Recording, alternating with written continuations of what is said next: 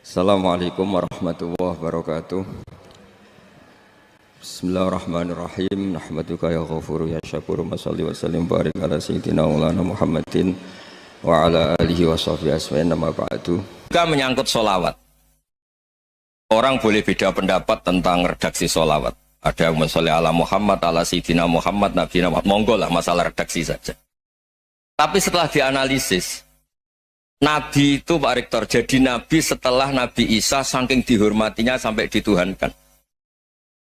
Juga jadi Nabi yang ada cerita masih hangat, orang Yahudi itu bunuh Nabi. Jadi yang satu mendudukkan Nabi sedemikian tinggi sampai kayak Tuhan, yang satu menjatuhkan Nabi sedemikian rendah sampai dibunuh. Kayak apa susahnya jadi Nabi Muhammad SAW. Kemudian dengan gampang Hadaddin agama ini bikin syariat yang bernama sholawat. Redaksinya monggo lah sesuai tradisi masing-masing. Allahumma sholli ala Muhammad, Allahumma sholli ala sayyidina Muhammad, ala nabiyina Muhammad, monggo lah. Tapi yang jelas redaksi ini kalau didiroyah dikaji, Allahumma itu Tuhan, Tuhan itu pemberi. Wa Muhammadun wa in jalla qadruh abdun min ibadi. Muhammad apapun tinggi derajatnya tetap berstatus hamba. Sehingga agama ini terjaga oleh syihotus sholawat. Agama ini terjaga oleh redaksi sholawat. Yaitu Allah tetap pemberi sebagai Tuhan yang enggak tersaingi, la syarikalah.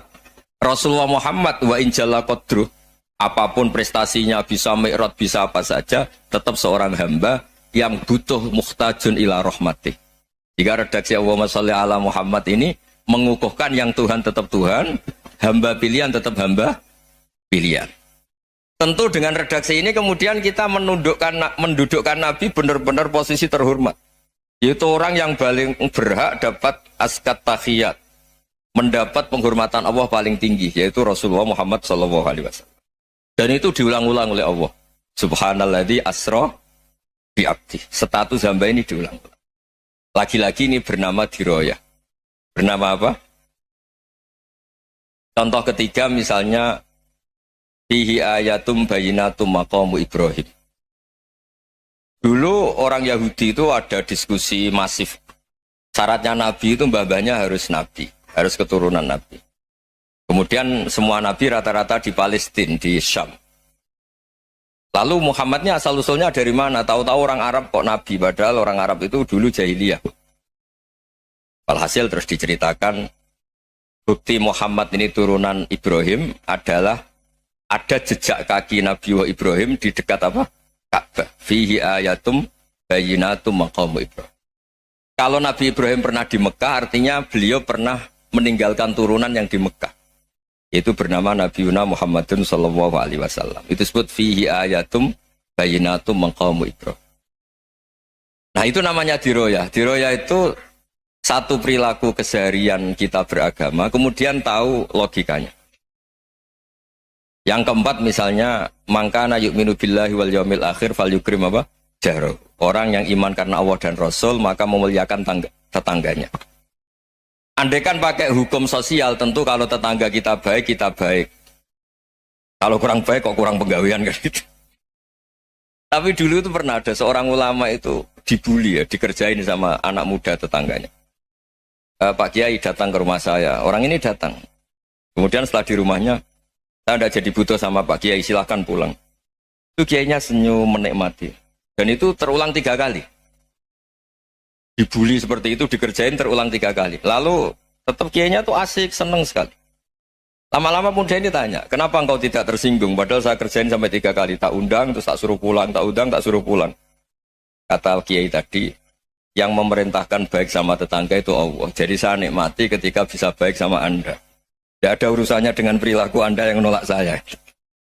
Nah itu terus kita tahu, memang motifnya kita baik sama tangga karena iman sama Allah dan Rasul, bukan hukum kompensasi sosial. Jadi kalau mau diteruskan Pak Rektor, saya ngajar di sini ya karena perintah Allah itu orang alim harus ngajar, bukan karena perintah Rektor. Kalau diteruskan. Ya saya mohon juga gitu para dosen, para karyawan di sini kalau nggak khianat dengan UI itu karena takut sama Allah, jangan takut sama rektor. Kalau Anda baik juga karena Allah, jangan baik karena apa? Rektor. Bagaimanapun ya semua kita ini makhluk. Makhluk itu la yadurru wa la yanfa. Begitu juga melihat Indonesia. Melihat saya ini kan ikut di UI itu lama sekali, ikut sama Profesor Zeni, dari Profesor Zeni nulis tafsir. Mungkin Pak Harsoyo tahu banyak, dulu Pak Lutfi ya tahu banyak. Tapi saya memang nggak pernah terbuka karena ya memang nggak ingin sebenarnya. Kondisi ini kondisi darurat. Sehingga saya tahu cara berpikir Profesor Zeni, ya tahu komitmen beliau pada UI. Dan pendiri UI memang ya banyak yang dari tokoh NU, Muhammadiyah, dari tokoh-tokoh ormas yang lain. Memang didirikan banyak orang. Hingga UI memang nggak milik ormas apa tertentu. Dari satu sisi memang baik, nggak dikuasai ormas tertentu. Tapi nanti kalau keterusan ya nggak berbentuk. Ya sudahlah dikelola saja. Sambil-sambil jelas, sambil-sambil kadang nggak jelas. Yang penting ikhlas tadi. Karena kalau terlalu asobia itu jadi repot. Kita ini yang nekuni fikih itu tahu. Kalau udah kuno itu madhabnya Hanafi. Kuno itu madhabnya Syafi'i. Tahu-tahu seakan-akan Imam Syafi'i itu NU, Imam Abu Hanifah itu Muhammadiyah. Padahal ini orang-orang yang sebelum NU dan apa? Muhammadiyah. Jadi kalau kita yang nekuni ilmu itu biasa saja dengan perbedaan. Tapi kalau orang-orang yang nggak siap dengan perbedaan itu sampai Allah disifati Ta'ala itu tidak terima. Padahal Ta'ala itu maknanya Maha Luhur, yang Maha Agung. Jadi ada seorang kiai kebetulan pidato pertama Pak Rektor. Assalamualaikum warahmatullahi ta'ala wabarakatuh. Ilmu balik kedua ini nggak terima karena itu dianggap bid'ah ada Ta'ala. Hanya dia bilang Assalamualaikum warahmatullahi ta'ala wabarakatuh. Itu saking asobiahnya itu Allah ditambahi Ta'ala itu tidak terima. Padahal Ta'ala itu maknanya Maha Agung. Nah itu kan jadi repot kalau asobiah gitu. Kalau kita ngadepi perbedaan itu biasa saja. Karena kita mungkin bacanya banyak, lihat hal-hal seperti itu ya biasa saja. Karena dulu itu perbedaan itu urusan sudut pandang. Ya saya ulang lagi, perbedaan itu sudut. Allah yang Tuhan saja sering didebat sama nabi-nabinya. Karena urusan sudut pandang apa? Saya beri contoh ya. Suatu saat Khalilur Rahman Ibrahim itu saatnya meninggal sama Allah, Israel disuruh. Itu Ibrahim saatnya meninggal, ambil nyawanya. Setelah datang ke Ibrahim, ya Khalilur Rahman Ibrahim, saya disuruh nyabut nyawa Anda. Itu Israel dipaksa mikir sama Ibrahim. Hal ra'aita khalilan yumitu khalilah. Kamu tahu orang yang mencintai kemudian bunuh yang dicintai. Itu logika agak benar. Akhirnya Israel kan gak biasa debat, kan gak dilatih debat. Gak pernah ikut lomba UI debat ilmiah. Dia taunya nyambut nyawa aja. Kembali ke Allah. Ya Allah, kata Ibrahim, hal ra'aita khalilan yumitu khalilah. Masa kekasih bunuh yang dicintai ya. Tapi kata Allah santai. Bilang ke Ibrahim, hal ra'aita habiban yakrahu ayyalqa habibah. Masa katanya dia cinta saya, kemudian ketemu saya tidak berani. Israel mater lagi. Logikanya gini Ibrahim, masa yang dicintai sama yang ketemu yang dicintai nggak berani. Ya udah ketemu aja. Katanya yang meninggal itu. Artinya kamu bisa saja GR tidak mati-mati karena merasa dicintai. Atau ingin mati karena mencintai. Nah maksud saya, dalam hal-hal seperti ini orang UI pasti nggak jelas. Katanya cinta Allah suruh mati ya nggak mau. Nggak jelas kan? Dibilang nggak cinta juga nggak mau. Tapi dibilang cinta kalau ukurannya mati juga nggak mau. Nah, tapi dalam banyak hal nggak jelas itu penting Pak Rektor. Penting sekali. Buatan Buyan, saya beri contoh sekian ilmiah, nggak jelas itu penting. Rasulullah SAW itu dalam banyak hal itu disuruh Allah, memang disuruh supaya ngambil sikap seperti itu. Karena Allah itu punya otoritas penuh untuk bikin orang itu baik atau tidak baik. Wahsy itu yang membunuh Sayyid Hamzah, orang paling dicintai Nabi, di antara yang dicintai Nabi. Qatalahu Wahsyun, dibunuh oleh Wahsy. Nabi secara basarnya itu nggak suka sama Wahsy. Sampai cara lahir ya ingin corong Jawa, ingin masuk nol. Tapi apa kata Allah? Laisa laka minal amri syai'un aw yatuba alaihim aw yu'adzibah. Itu tidak wilayah kamu Muhammad. Malah Wahsy dikasih tobat sama Allah. Khalid bin Walid, itu perang Uhud kalah itu karena ide brilian Khalid bin Walid. Pas itu masih panglima kafir. Yaitu pura-pura kalah, ghanimah dilepas, sahabat turun, pasukannya naik, walhasil orang Islam kalah. Khalid bin Walid akhirnya juga masuk Islam. Orang yang secara basariah Nabi itu gak siap. Kebalikannya juga ada. Sa'labah itu orang sampai gelar Hamamatul Masjid. Ini pas ngaji mesti ingat. Salah. Dia di masjid terus. Setiap habis salam tuh lari karena istrinya nyun sewu masih berpakaian yang tidak pantas. Kenapa engkau terburu-buru pulang? Pakaian yang dipakai istri saya sekarang saya pakai. Ya pakaian sarung itu kayak Pak Rektor kan fleksibel. Ini khusus mau Ramadan, tidak akan sarungan terus, gak usah khawatir. Jadi ini tadi sudah perjanjian. Saya yang kiai celananan, beliau yang rektor pakai sarung. Jadi iya. Supaya itu barter madhab. Tapi hanya sekali ini aja, bukan. Jadi jangan diharapkan ini jadi tontonan terus-menerus. Dan ini barter madhab. Saya sama Profesor Kores juga sering gitu. Saya pakai sarung yang dihadiahi beliau pakai sarung yang dihadiahi saya. Memang itu tradisi Islam. Tahadau tahabu, kamu saling memberi hadiah maka kamu saling mencintai. Bukan riswah, bukan riswah. Walhasil terus Sa'labah ini buat saya didoakan Nabi supaya saya kaya, supaya tidak sering ganti-ganti pakaian seperti ini sama istri saya. Jangan-jangan kamu miskin itu lebih baik. Ngotot minta didoakan. Didoain Nabi kaya, terus lama-lama ninggal sholat, ninggal jamaah. Itu Allah belum tersinggung. Yang mulai Allah tersinggung itu kan saya sering fatwa di mana-mana, sering memberi saran. Mumpung kamu miskin itu sering sedekah. Karena kalau sudah kaya itu tidak bisa. Saya memberi analogi gini. Kalau saya masih santri miskin, punya uang 100.000, diminta guru saya 50 tak kasihkan, padahal itu 50%. Punya 2 kambing kurus, diminta guru saya 1 pasti tak kasihkan, padahal itu 50%. Jadi kalau punya sapi Brahman atau sapi limusin yang harganya itu 100 juta, punya 2, diminta 1 boleh enggak? Enggak boleh. Saya punya motor butut 2, diminta teman saya 1 boleh, tapi kalau Davidson Harley itu enggak boleh itu. Nah, walhasil itu kalau kita miskin, misalnya kita zaman kuliah atau zaman mondok atau zaman apa saja, punya uang 100.000, nartik temannya sampai 50.000 kan biasa. Tapi setelah 1 miliar, berani nggak kamu kasihkan 500 juta? Sama-sama 50%. Enggak kan? Nah Sa'labah gitu, ketika zakat masih per 40 kambing 1 kambing, itu sebenarnya kan masih ringan. 41, 82. Kambingnya itu sudah mabenal jabalen. Barang dihitung zakat karena sudah ribuan, jumlahnya sampai 400 kambing. Banyak lah pokoknya. Terus kata Sa'labah, ini pemerasan. Karena jumlahnya besar. Allah tersinggung karena nabinya dianggap narik zakat itu dianggap khorat, dianggap pemeras. Allah tersinggung kemudian fa'aqobahum nifakon fi qulubihim ila yaumil. Dia ditetir munafik. Semenjak itu terus tadi kembali gak jelas tadi. Barkohnya gak jelas itu menjadi orang tuh bijak. Ini sekarang nakal, jangan-jangan nanti jadi orang baik. Yang sekarang baik, jangan-jangan suatu saat jadi tidak baik. Semua orang introspeksi. Gak ada jaminan kalau kita sekarang baik akan baik terus. Gak ada jaminan kalau kita sekarang buruk akan buruk terus. Sehingga terus banyak kiai-kiai bijak itu memang lahirnya gak tegas. Tapi gak tegas itu yang menjadikan bijak.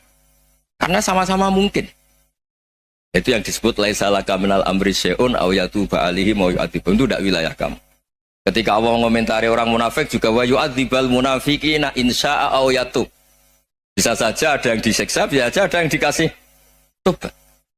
Karena pola yang kita analisis itu semuanya menurut kita. Bukan menurut kemaslahatan orang apa? Banyak. Saya punya sekian contoh cerita. Orang yang sowan kiai baik-baik, mungkin bawa gula atau salam tempel, tidak tahu lah. Itu tidak mesti jadi wali. Tapi Kali Jogo yang kenal Sunan Bonang, itu kenalnya itu karena ingin begal. malah jadi wali. Deh. Tapi tidak usah dicoba. Umar itu nyari Nabi itu mau dibunuh. Tapi malah tobat jadi orang baik. Jadi ini penting ngaji ya, supaya tidak tegas itu, tidak jelas itu kadang baik. Nah termasuk saya juga termasuk dia yang milih tidak jelas. Saya sering gojlok gini, Fajar Hadili ini murid-murid saya sering saya gojlok. Kalau semua sistem pendidikan kayak kampus, kayak UII, kayak UIN semuanya, itu sistem yang bagus karena tertib, jam kuliahnya jelas, mata kuliahnya jelas. Kalau di pesantren itu Pak Arso itu gak tertib, tapi justru itu enak ketemu di jalan orang berani tanya. Nah, ini kalau mbak-mbak misalnya menstruasi, mau belajar haid nunggu semester berapa baru tahu. Itu bisa sekian tahun nggak sholat karena nunggu pelajarannya baru diterangkan. Mau haji juga gitu, nunggu mata pelajaran haji. Kalau nggak jamnya, nggak mau dosennya ngajarin. Ya, kalau kiai kan enggak, ketemu di jalan tanya, dijawab. Jam berapa juga dijawab. Artinya Indonesia itu berkah, ada sistem kampus yang tertib. Ya semoga termasuk tertib gajinya. Tapi tertib gajinya itu juga sebenarnya rugi. Saya sering ada pegawai negeri Gus, tolong doain saja di PNS, enak aja. Gajinya tetap. Kata saya nggak mau kalau gaji saya tetap. Kok bisa Gus, enak tiap bulan mesti dapat gaji. Kalau tetap nggak naik-naik kata saya. Kalau kiai gajinya nggak tetap, tapi di atas yang tetap kata saya. Artinya Indonesia itu berkah. Kalau semuanya pakai sistem pendidikan setertib ini, orang mau tanya khaid ya nunggu pelajaran khaid. Bab haji ya nunggu pelajaran haji. Tapi kalau ketemu kiai itu enggak. Ya semuanya, saya pernah di pasar, Gus, mau tanya. Tanya apa? Anak saya ini keluar darah terus gini-gini. Padahal biasanya khaid hanya 7 hari gini-gini. Ya sudah kembalikan ke biasanya, rudat ilal adat. Itu enggak usah sowan ke rumah. Juga enggak registrasi dulu, enggak daftar dulu. Ya ini tidak nyindir cerita saja. Supaya ini bukti koalisi beneran. Jadi saya yang kiai enggak tertib jam, koalisi sama yang tertib jam. Jadi kalau semuanya sistem kampus, nanti pertanyaan itu enggak bisa on time, enggak bisa setiap saat. Makanya Indonesia itu berkah. Kiai-kiai yang alim yang di jalan-jalan banyak. Juga kiai yang di kampus dokter-dokter fikih banyak. Yang nekuni ilmu umum ya banyak. Macam-macam. Itu masalah itu kalau saling mengadili itu baru masalah. Misalnya kiai ngeluh nggak enak jadi kiai tidak punya gaji tetap. Yang dosen ngeluh nggak dicium tangannya. Karena memang unik Indonesia itu. Kalau guru fikih kok dosen itu tetap nggak dicium tangannya. Karena pikirannya anak-anak itu wong sudah bayar disuruh nyium. Itu kayak di alam sadar tuh gitu. Kalau kiai itu kan anak-anak gak bayar itu. Ya upahnya cium tangan itu. Makanya kalau kiai-kiai tidak keramat bisa mati. Karena cium tangannya doang. Bisa mati itu kiainya. Ya ini cerita. Supaya saling menghormati. Saling. Jadi kalau. Makanya itu pakar-pakar akhlak ya. Pakar-pakar etika peradaban. Itu tertampar betul ketika Nabi urusan ilmu itu mengabaikan itu. Kalau sudah urusan ilmu. Misalnya begini, ada urusan ilmu. Ada mbak-mbak cantik atau ibu-ibu cantik. Itu dalam Islam itu diajarkan jangan sopan-sopan banget. Kata Nabi, karena kekuatan ilmu itu di atas kekuatan akhlak, di atas kekuatan adab. Ya nisa an-nabi lastunna ka ahadim minan nisa. Ini taqaitunna fala takhdu'ana bil qaul. Faya tema'alladhi fi qalbihi maradun. Misalnya ada babak cantik, menarik, kemudian sopan misalnya sama Pak Fajar sama dosen-dosen. Monggo binara. Wah itu bahaya pikirannya kemana-mana itu. Orang yang imannya pas-pasan, berarti mau. Maksud saya kalau cantik, menarik, ketemu di jalan, biarin aja dosennya. Mau kemana, biarin aja. Gak usah dihormatin. Kalau dihormatin, Pak mau kemana sadere no bisa bahaya. Tak biarin aja. Kalau tanya, Dek ini alamatnya mana? Cari sendiri Pak. Karena hanya dengan cara itu, si Pak dosen ini gak kepikiran. Gak ada orang suka, orang kedus itu gak akan. Tinggal sudah cantik, sopan. Wah bisa pikirannya macam-macam. Itu ilmu. Fala takhdu'na bil qaul. Kamu jangan terlalu lirih kalau ngomong. Fayat ma'alladhi fi qalbi maradun. Orang yang pikirannya masih kotor, pasti berpikir yang negatif. Anda mungkin demi sopan sama dosen Anda. Tapi sejauh mana dosen Anda juga berpikir positif. Itu kan uji iman sama uji nyali. Nah, sama pejabat yang sopan sama kiai mungkin punya Alphard, punya Robicon, punya terus bawa uang banyak. Terus sama kiai cium tangan hormat. Jangan-jangan kiainya yang pikirannya macam-macam. Ini berarti bisa jadi muhibbin potensial misalnya. Nah, saya ini termasuk kiai yang pengagum ilmu. Sehingga saya sama orang yang medit, yang kikir sama saya itu saya senangnya bukan main. Kenapa? Karena kalau orang medit itu gak berhak nuntut. Tapi kalau orang lomo 1 juta minta surga, 2 juta ya minta apa? Surga. Gus, salam template. 200.000 aja kadang minta surga. Tapi kalau yang kikir-kikir ya sudah salaman tok sudah. Gak minta apa-apa. Kan dia tahu diri, gak bayar kok minta. maksud saya Islam itu luas, dinikmati saja, Pak. Dinikmati saja. Nah itu diroya, maksudnya itu diroya. Diroya itu kamu tahu aturan Islam itu kamu harus yakin khairihi wa syarrihi minallah. Semua itu ujian, tapi kemudian dikaji. Makanya saya ini termasuk pengagum Imam Syafi'i. Imam Syafi'i itu dikasih tahu. Ada orang yang di depan engkau cium tangan hormat tuh di luar ngomong-ngomong, ngata-ngatain Anda. Imam Syafi'i tertawa-tawa sowan. Loh, ada ini dikata-katain di luar kok. Kok tidak kamu anggap munafik malah tertawa. Berarti saya wibawa, di depan saya nggak berani. Dianggap enteng saja. Dibilangin, sebagian orang kampung sini nggak suka sama engkau. Baguslah, tidak akan pinjam uang sama saya. Di mana-mana orang pinjam minta tolong itu karena seneng. Kalau benci kan enggak. Intinya dianggap enteng saja. Yang terjadi di dunia itu semuanya dianggap enteng saja. Man asa ilaika faqat atlakoka. Yang berburuk sama kamu itu membebaskan kamu. Coba kalau akrab, titip. Ya misalnya akrab sama Pak Fajar. Bilangkan ke Pak Rektor, sangkap tuh jadi guru tetap atau apa, kan ribet. Kalau tidak cocok kan nggak minta apa-apa. Makanya hati-hati Pak Rektor sama yang akrab-akrab. Itu dulu saya juga nggak paham. Di antara wasiat Bapak yang sering diulang-ulang tuh itu. Suatu saat kamu jadi kiai, ngelola orang nggak seneng tuh gampang. Sudah, situ orang lain. Tapi kalau ngelola orang orang seneng tuh repot. Mintanya aneh-aneh. 100.000 aja minta surga. Hanya teman tenis saja minta naik jabatan. Intinya itu ya sudahlah dikelola. Yang seneng ya berkah, mungkin teman berjuang, teman diskusi. Yang nggak seneng ya berkah, karena ini tidak minta macam-macam, enggak seneng. Nah itu namanya diroya. Diroya itu satu kajian keilmuan yang menjadikan kita ini nyaman dengan riwayat-riwayat, panduan-panduan dari Rasulullah Shallallahu Alaihi Wasallam kayak tadi. Kenapa sih tentang baik sama tetangga, baik sama tamu? Hitung-hitungannya itu mangkana yu'minu billahi wal yaumil. Saya pernah dicium sama orang miskin yang akut, miskin betul. Itu tak ajarin, Anda ini lebih hebat ketimbang orang-orang kaya. Misalnya gini, misalnya ada komunitas rektor atau kiai besar. Saya ini kata orang banyak termasuk kiai besar. Mungkin kalau pinjam uang itu karena mau beli mobil, aksesoris mobil, karena kita kiai top, atau rektor, atau orang-orang top. Kalau sesama orang miskin itu pinjem-pinjemannya itu urusan beras, itu urusan nyawa. Keren mana? Nyelamatkan nyawa sama aksesoris mobil. Nyawa. Jadi pahala kamu pasti lebih besar itu. Itu senengnya jadi orang miskin terus keterusan sampai sekarang.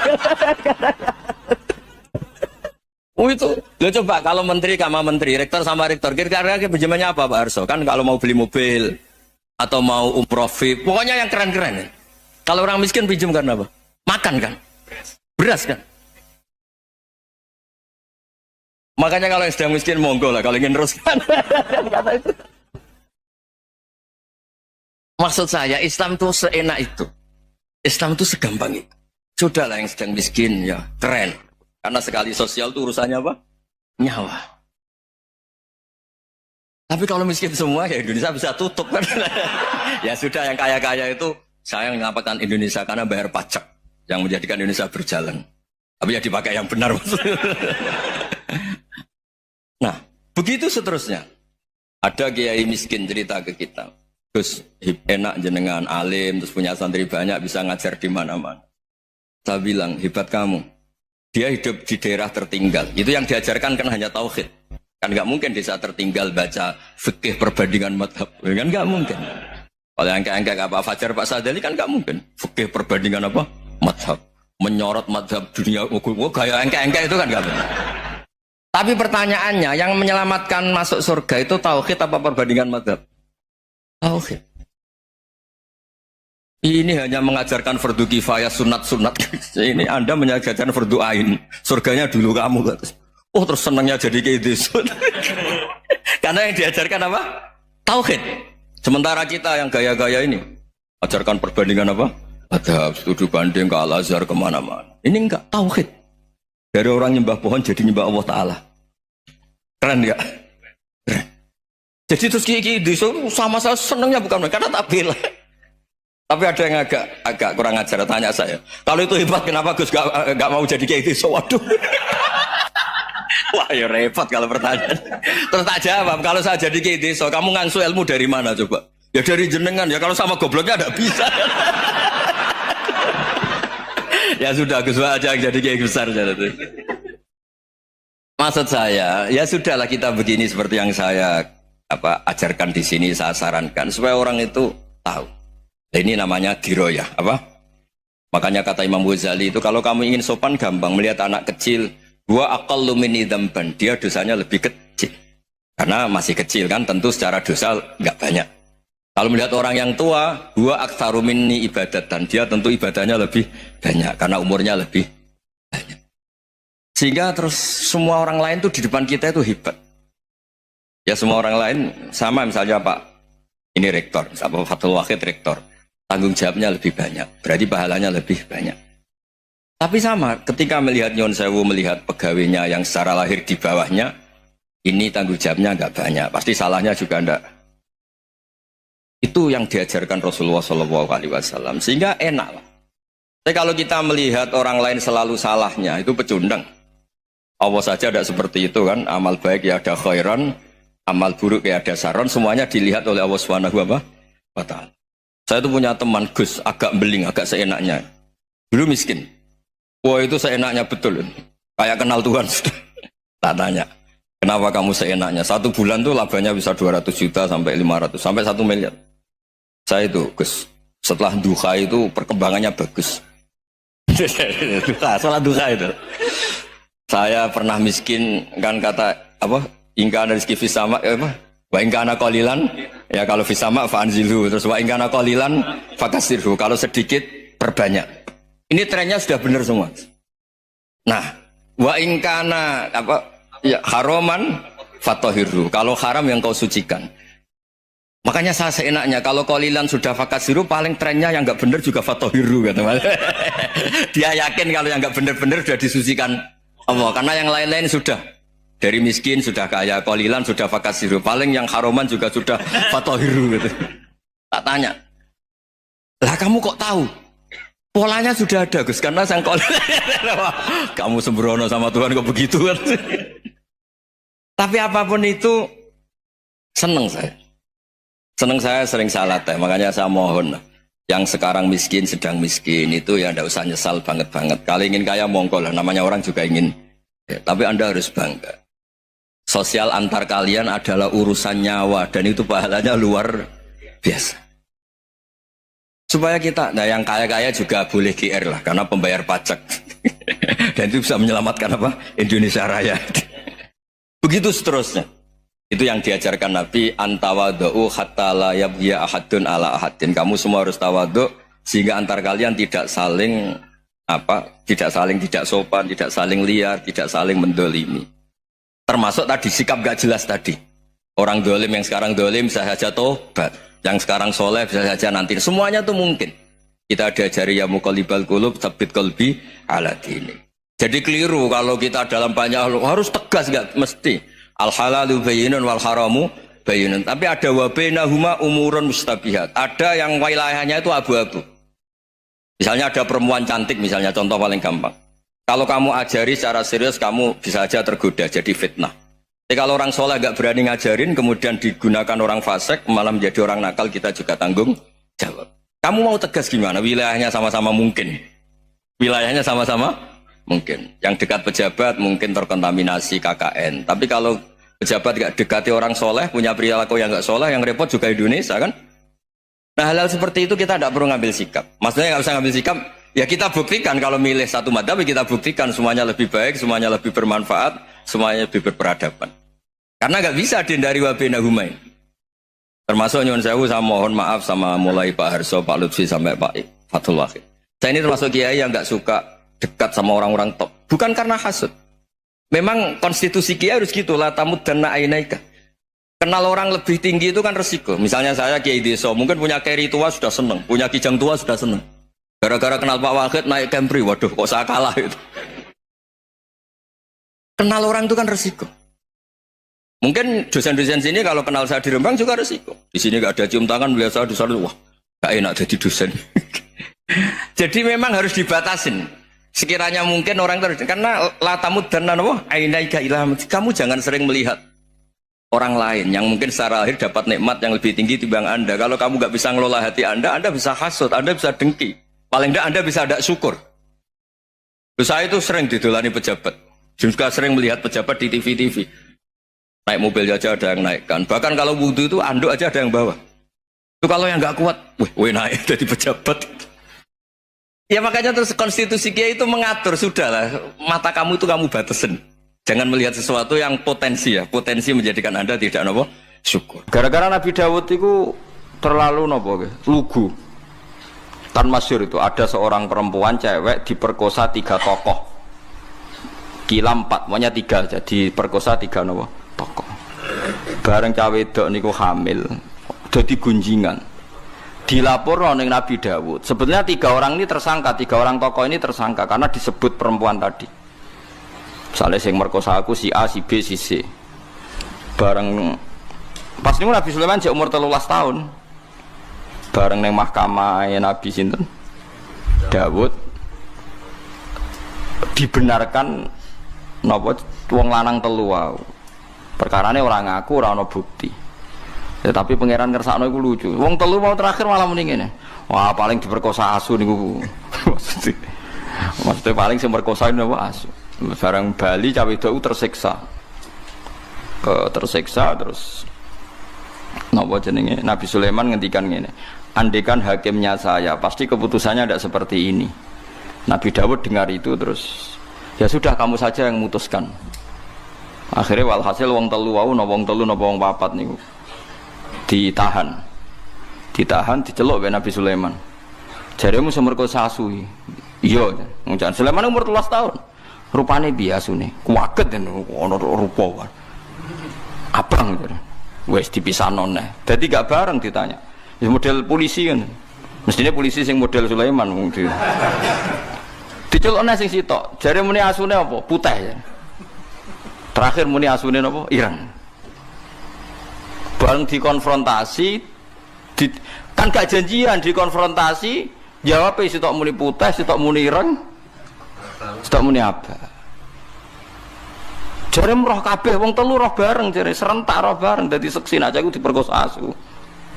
Jare roh serentak bareng diperkosa asu kok wong telu muni asune, sitok muni abang, sitok muni putih, sitok muni napa? Ireng. Akhirnya ketok goroe terus dihukum.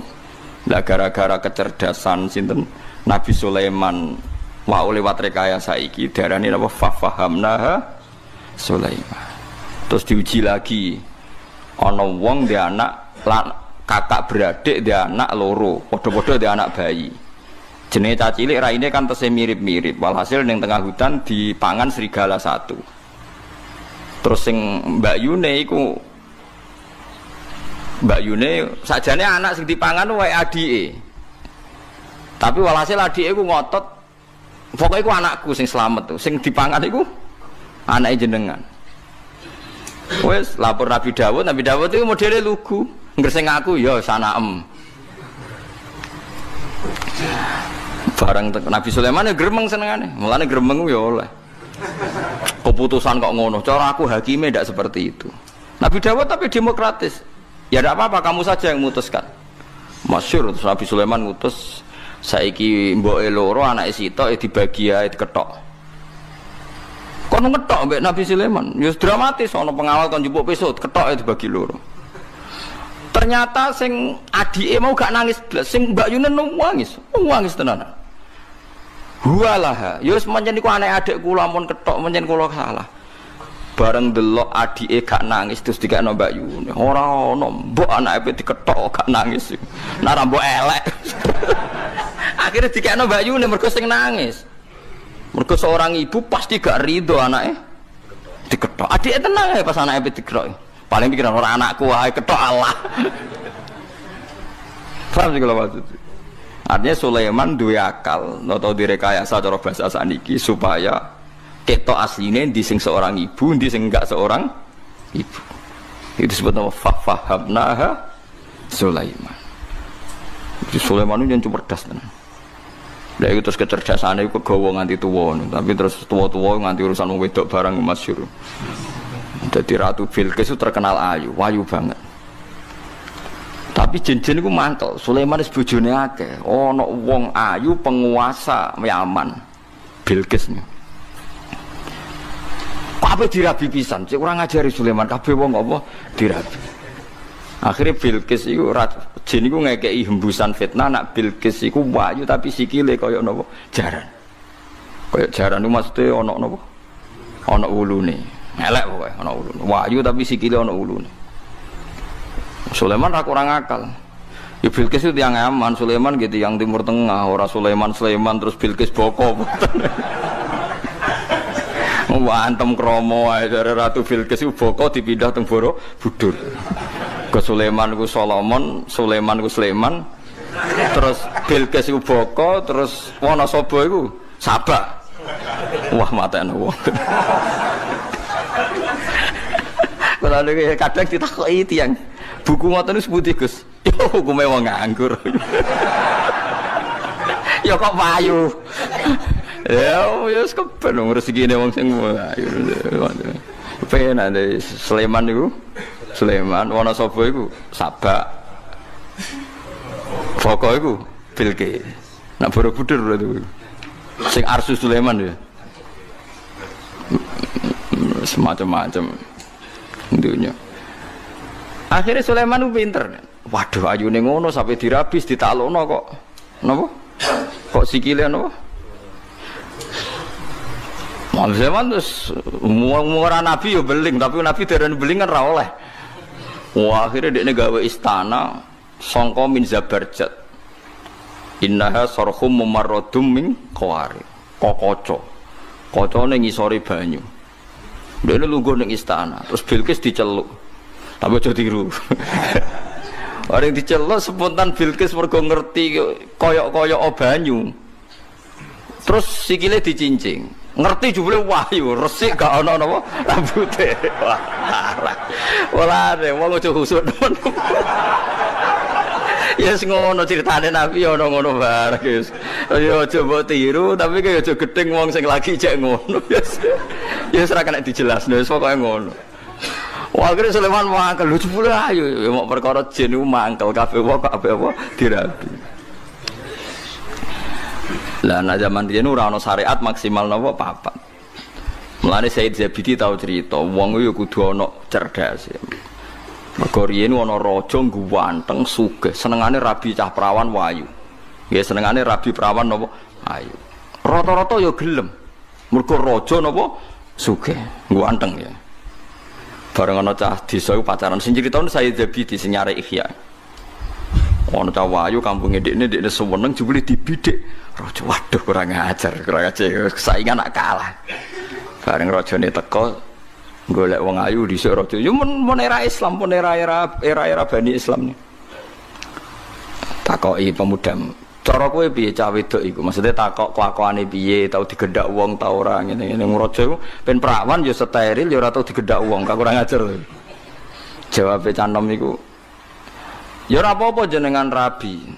Tapi wa inni qad ra'aitu annahu qad qabbalaha rajulun. Tapi aku bersaksi tenan cah iku tau diambung wong lanang. Raja dhisik kan rajane wong saleh, cuma seneng rabi. Ya ana sing dinggo maksudnya. Kowe kan saleh ra ana sing dinggo. Niku saleh ana sing dinggo. Gak sida dirabi.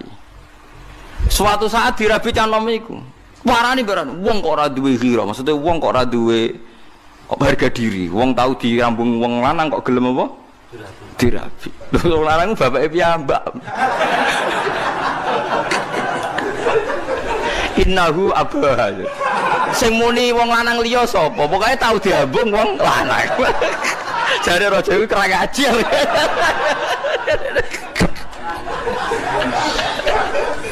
Sing muni wong liya sapa? Oh, tapi cawe wedok nu biasa diambungi tiang lanang ngono.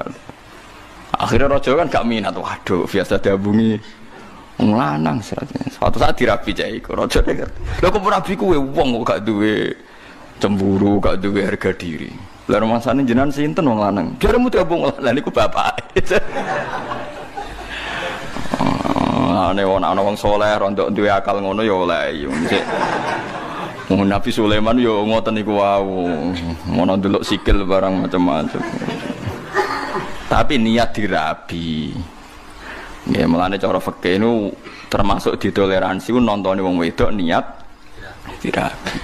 Mulane koyo halalam iku angel perkarane ndelok ora niat dirabi. Nah misalnya, tapi kalau niat bojone wong ora kena diniati. Ngawur ya. Ora kena diniati kang dikhilaf piye ora kena. Wal muhsanatu napa minan nisa. Tapi nak akal kunane kuno niku wonten. Jadi kalau nggak ada sejarah kata mulane masalah wedok jen misteri Tuhan. Nabi Ibrahim bae khusyuke ngono Khalilur Rahman. Nah urusan wong wedok cerdas ra karuan. Siti Hajar niku rak candaleme Sarah, wong hadiah kangge sinten? Sarah. Suwe-suwe Nabi Ibrahim seneng. Seneng Sarah wis legowo, wis gak apa-apa mbok rabi, tak kekno kowe. Mergo pas niku Sarah dereng gadah napa anak. Suwe-suwe Ibrahim ora sekedar ngrabi, seneng banget mbek Hajar ngalahno mbek sinten? Sesuai Sarah cemburu.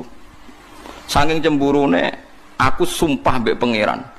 Kowe oleh seneng Sarah, tapi syaratnya Sarah ku lukai. Ya mungkin pikirannya Sarah dilukai ku mbok pipine digaret, mbok piye pokoke kon kowe. Dilukai apa? Pokoke sementing luka, nganti berdarah. Wah, Nabi Ibrahim pinter. Dilukai ku kupinge. Terus dadi anting-anting pertama Ibrahim. Barang dilukai kupingnya digoni anteng tambah ayu, tapi Sarah wis ra iso berkutik perjanjiannya pokoknya dilukai. Seneng pas dilukai dicoblos, seneng Sarah pertama. Amalan jari Said Zabidi ketika Imam Ghazali darani anteng-anteng iku hukume bid'ah. Cara Said Zabidi ora apa-apa, piye-piye anteng-anteng pertama sing gawe iku Nabi sinten Ibrahim. Jadi wong lanang lu gula, anak urusan wong wedok yo do pinter-pinter maksudnya. Padahal itu Nabi sinten Ibrahim. Lah kowe termasuk wis ra pinter, cara kula wong saiki wis termasuk wong ra pinter. Ngger wis saleh, khusyuk ya wis entek ceritane pun. Jadi kowe kudu ro cerita ngoten-ngoten niku. Ya mau gue iling-ilingan Kang nak mulane ora oleh khusyuk nemen-nemen kaya wong khawarit. Wong khawarit ku ilang akale, kula nak darani ilang akale. Misalnya wong khawarit atau wong khusyuk rabi papat pikirannya wong lanang kok hipersek. Berarti kok wong barat nuduh Nabi Muhammad hipersek. Padahal umpama nganggo pikiran nubuah sederhana. Kowe nak di bojo sitok nglahirno wong papat, berarti nak papat nglahirno wong pira? Papat ping papat pira? 16. Lah nek saiki misale kon ngekeng-ngekeng umat Islam sing urun papat mbek urun 16 akeh endi? 16. Asal dadi wong saleh kabeh lho syaratnya. Artinya sebetulnya kita sederhana. Kenapa Nabi bojone akeh? Karena tambah banyak berarti memperbanyak umat Islam. Lho soal kowe ra wani nglakoni alasane iku mau nglahirno sitok wae papat nakal kabeh. Lah 16. Tambah kala iku sing masalah kowe ra sunat iku perkarane anak papat wae beling kabeh. Lah kok 16. Tapi kan kita itu aja sampai terus pikiran itu urusan hiperseke, urusan kita di pikiran nubuah. Nak wong wedok itu alat reproduksi, nak produksi wong soleh, gitu berarti baik. Lah kalau baik tambah banyak, tambah baik. Ya itu sing dilakoni para nabi, nabi kabeh garwane akeh. Lho soal aku sampean nglakoni dengan beberapa hal, iku ora penting, penting kowe ora janggal mbek nabi. Lho kula sebagai ulama kepentingan saya hanya satu, aja sampai kowe iku janggal ambek nabi ku tok pun. Mulane kula ngaji teng putih-putih kula terang, soal kira nglakoni ra masalah. Mergo 1 tambah 1 tambah 1. Tetap 1 maksudnya. Kewayo sing pertama yo megat. Kan berarti 1 tambah 1 tetap 1. Tapi ben gak janggal mbek pikirane Nabi. Kula nate ditanya seorang dosen, saya itu janggal kenapa Nabi kalau perang itu rampasan orang kafir diambil dan perempuannya dijadikan amat. Memang dalam perang dulu kan perempuan dijadikan apa? Mangke kula jawab seperti itu. Kalau senjatanya orang kafir dikembalikan, berarti senjata itu menjadi kekuatan orang kafir. Kalau perempuan ini dikembalikan, berarti Islam membolehkan populasi orang kafir karena perempuan adalah alat reproduksi. Tapi kalau terus perempuan tadi disita jadi amat di koloni Mustafa kan ngelahirno apa? Muslim. Tapi kalau dikembalikan produksi wong kafir. Paling tidak kita paham itu. Loh soal era modern kita janggal bawaan kita sebagai orang modern. Tapi kita sebagai ulama harus menjelaskan itu. Duduk perkaranya seperti ini. Paham ya? Paham sih kalau maksudnya. Wong ngono kok ora ero. Mulane pentingnya ulama di sini, mulane disebut al ulama warasatul anbiya, dia yang tahu. Zaman akhir saiki ulama iku kalah mbek wong sing terkenal wali, mbek ulama iku waline dicucup, ulama ora. Mulane Imam Syafi'i duka, nek ulama ra wali berarti ning donya gak ono napa wali. Kudune mestine tiap ulama iku wali normale. Nak wali ra mesti ulama normale tapi kadang-kadang ulama seneng duwe, seneng dihormati wong lha iku semare terus degradasi terus ora ono daftare terus wong seneng duwe, seneng dipangkat, seneng dihormati wong wis alamat yang pun alamat jatuh terus indah wong. Jadi paham ya, terus logikanya seperti itu. Kenapa dulu kalau perempuan perang kalah niku disita? Ya contoh paling gampang niku lho sinten niku sing disita Nabi saking tiyang Yahudi Sofia. Sofia niku anake raja Yahudi, ra trimo raja biasa raja napa Yahudi. Bapake iku ketuane tiyang napa Yahudi jenenge Khuyai, Sofia binti Khuyai bin Akhtab. Niku dhe paman. Sofia niku menangi pas pamane jagongan mbek bapake. Bareng Nabi mun urip teng Madinah. Niku bapake mbek pamane jagongan ngene. Dik nak ngundang adike misale dik iku rak Muhammad sing ana ning kitab Taurat. Saiki iku wis bener manggon ning Yasrib. Dadi alamate Nabi wis kakean. Sedurunge akeh tenan ayo udah dipateni ae. Kuwi iku nabi tenan. Sofia iku krungu. Barang krungu jan Sofia cah pinter wong anak Yahudi ora pinter. Dekne melok perang ben kecekel, ben kalah. Perko ben ketemu Nabi Muhammad. Mergo dekne roh jagongane bapake. Barang perang kalah tenan. Kalah melane drengki ku penting. Kula niku ora ngaramno drengki nemen-nemen. Drengki ku ya ana pentinge kadang. Tapi drengki sing kok Jibril wae lho sing kaya sinten malaikat sinten Jibril. Barang kalah delalah Sofiyah bareng amat iku dibagi, Sofiyah iku bagiane Dihyah Al-Kalabi. Wahyu anak raja. Sahabat liya do iri. Ya Rasulullah, ora ana critane anak raja kena wong biasa. Kok penak Dihyah entuk ayu anake raja. Kudu jenengan jupuk. Wah, sahabat ora rido. Wala ya ta'lilan ora krana sumpah. Ay yakhlif tegese ora krana sumpah. Ora krana sumpah serapah sapa ulul fadli, sapa wong kang duweni kelebihan. Ay ashabul ghina tegese wong-wong sing duweni kelebihan mingkum saingi sira kabeh wasaati lan sing duwe kejembaran rezeki.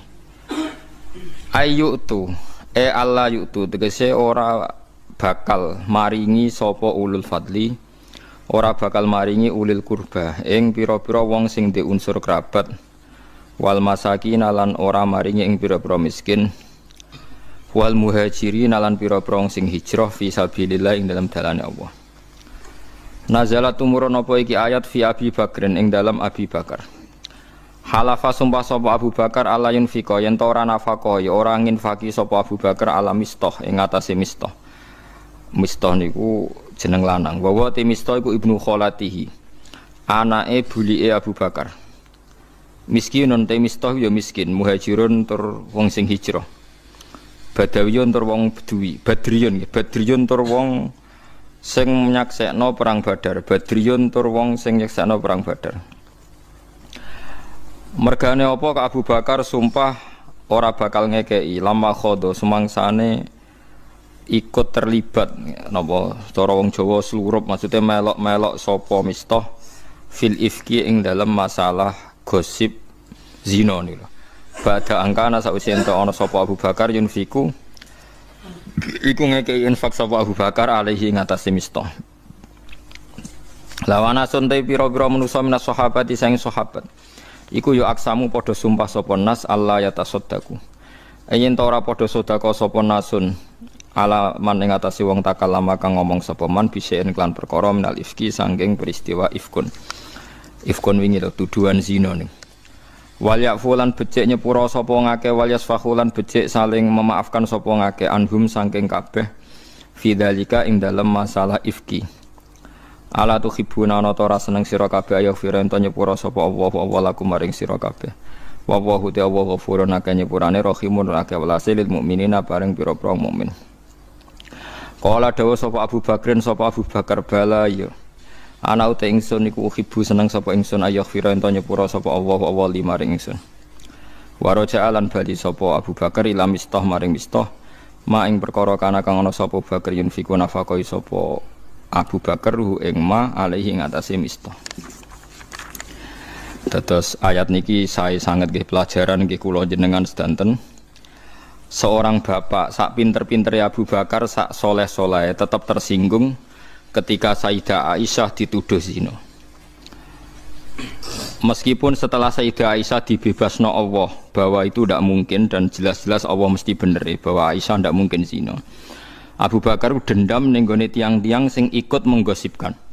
Termasuk sing derek gosip Mistah. Mistah itu misanane Abu Bakar, anake bulik berarti misanan melarat. Tahu melok perang Badar. Dan iku riyen donatur tetape nu sinten Abu Bakar. Gara-gara gosipno putrine terus Abu Bakar sumpah ora bakal sedekah ning sinten Mistah. Ya nek cara kula Abu Bakar nggih bener. Wong anake digosipno ora dendam ku ya bapak elek tenan. Paham nggih. Lah tapi Allah sebagai pangeran nuruti Abu Bakar ku ya keliru. Allah biasa ngongkon apik ya ngongkon apik terus. Najan to ana wong dendam pah-pah nggih ben tetep kon apik. Lah niku paling angel ya. Terus niki ayat niki kula seneng sangat. Mulane ini peringatan nggih kangge para kiai. Terus kita meskipun kecewa mbek santri kok aja sampai terus sumpah gak mulang. Kok sedekahe kiai yo mulang iku. Nah, nganti sumpah ra mulang yo repot.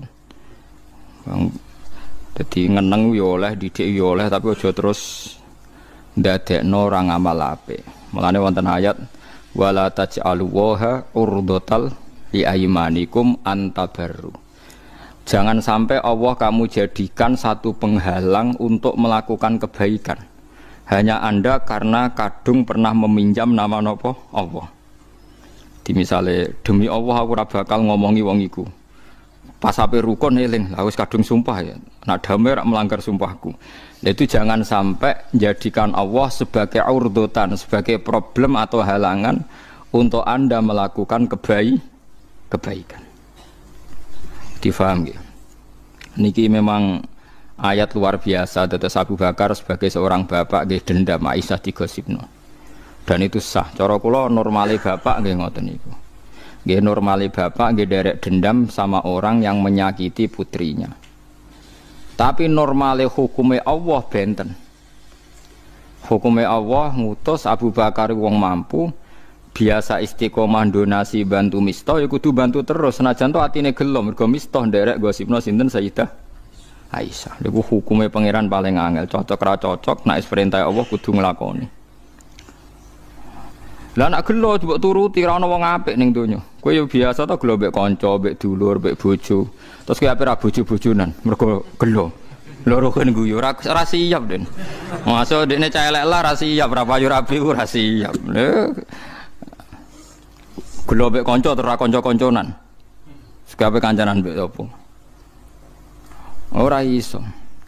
Mulane Nabi Musa nate tanglet nang pangeran. Kula nate maos niki teng Ihya teng kitab Khilyatul Auliya beberapa kitab.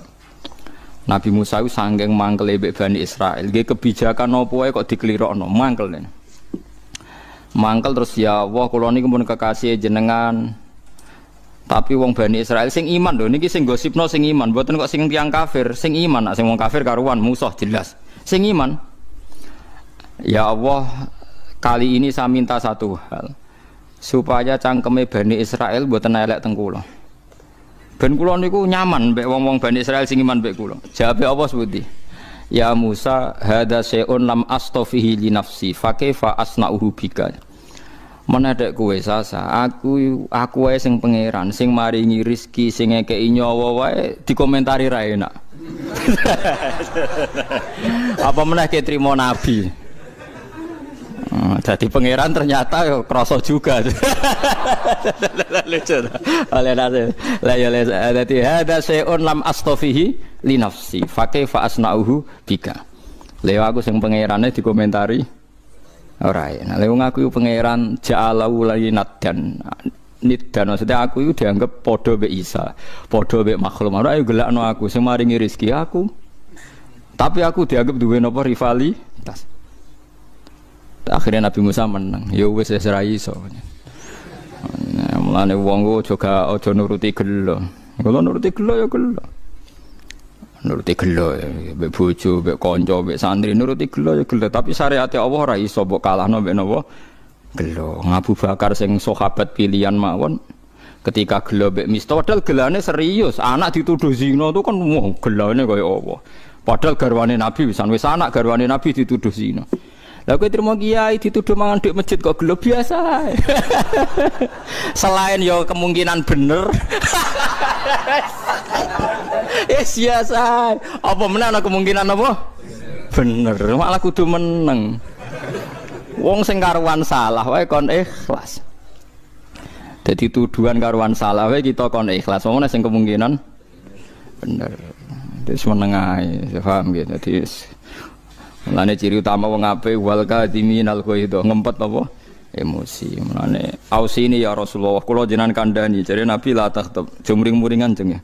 Balik tambah ya Rasulullah la takhtub sampai farad dadamiron faqala la takhtub. Sowan bolak-balik nasihate muk sitokin la takhtub. Aja gampang muring padahal ora duwe dhuwit, utang akeh, bojo ra ikhlas, bojo ra syukur. Ku ape ra ngamuk iku piye?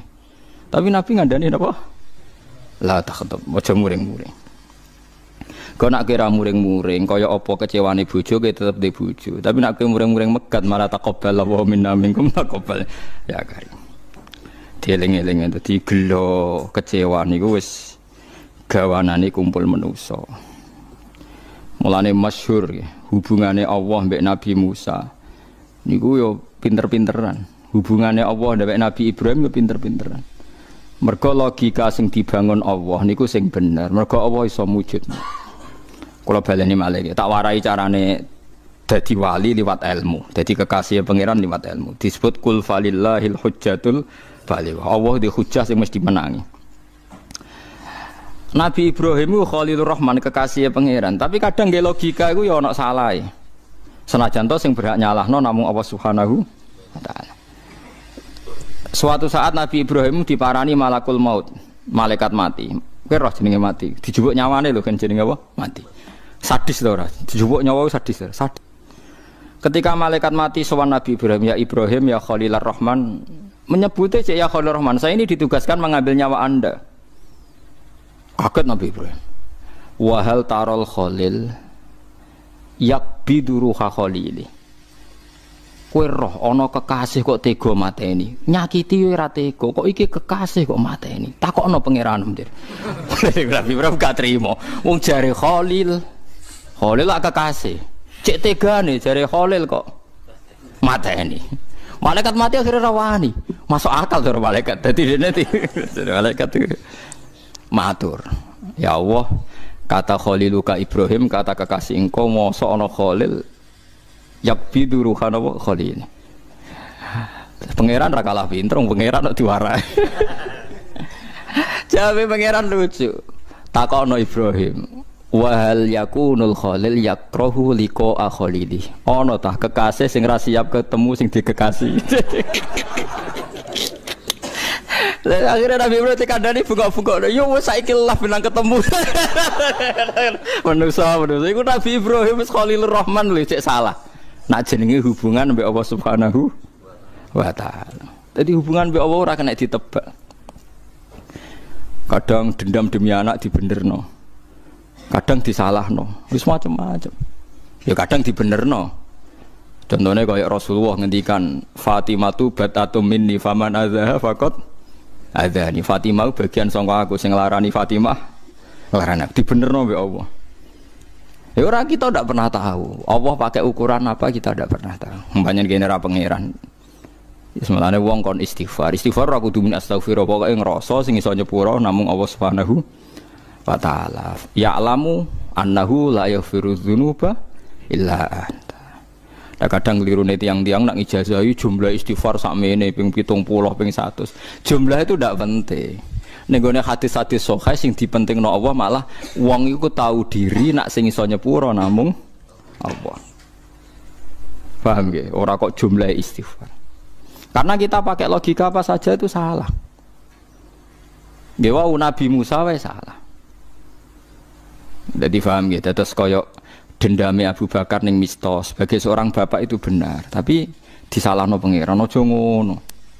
Mosok bapak kowe dendam terus ora sedekah. Mulane wonten ulama riyen nganti ada dua ulama ini cerita teng I'anatul Thalibin. Bapake iku alim, anake alim. Suatu saat neng-nengan terus anake ra dikirimi. Nggih paham ya, anake ora dikirimi. Anake nyurati. Pak neng-nengan iku oleh, tapi menghentikan kiriman ora oleh. Terus ditulis ayat wala ya'tali ulul fadli minkum wasati. Bapake kalah kira jebule ngalim kowe. Tapi tetep tak eneng. Dadi artine kowe tetep tak weseli tapi tetep tak eneng. Kalah bapake. Dadi ngeneng oleh tapi sedekah kudu jalan. Ora oleh sedekah leren. Wong apik kok mbok lereni. Paham, dadi pangeran ora kena ditebak. Mulane Nabi Ibrahim ngono tah kekasih kok mateni kekasih kowe tumuk malaikat mati itu masuk akal. Bareng matur pangeran jebule, pangeran dilawan.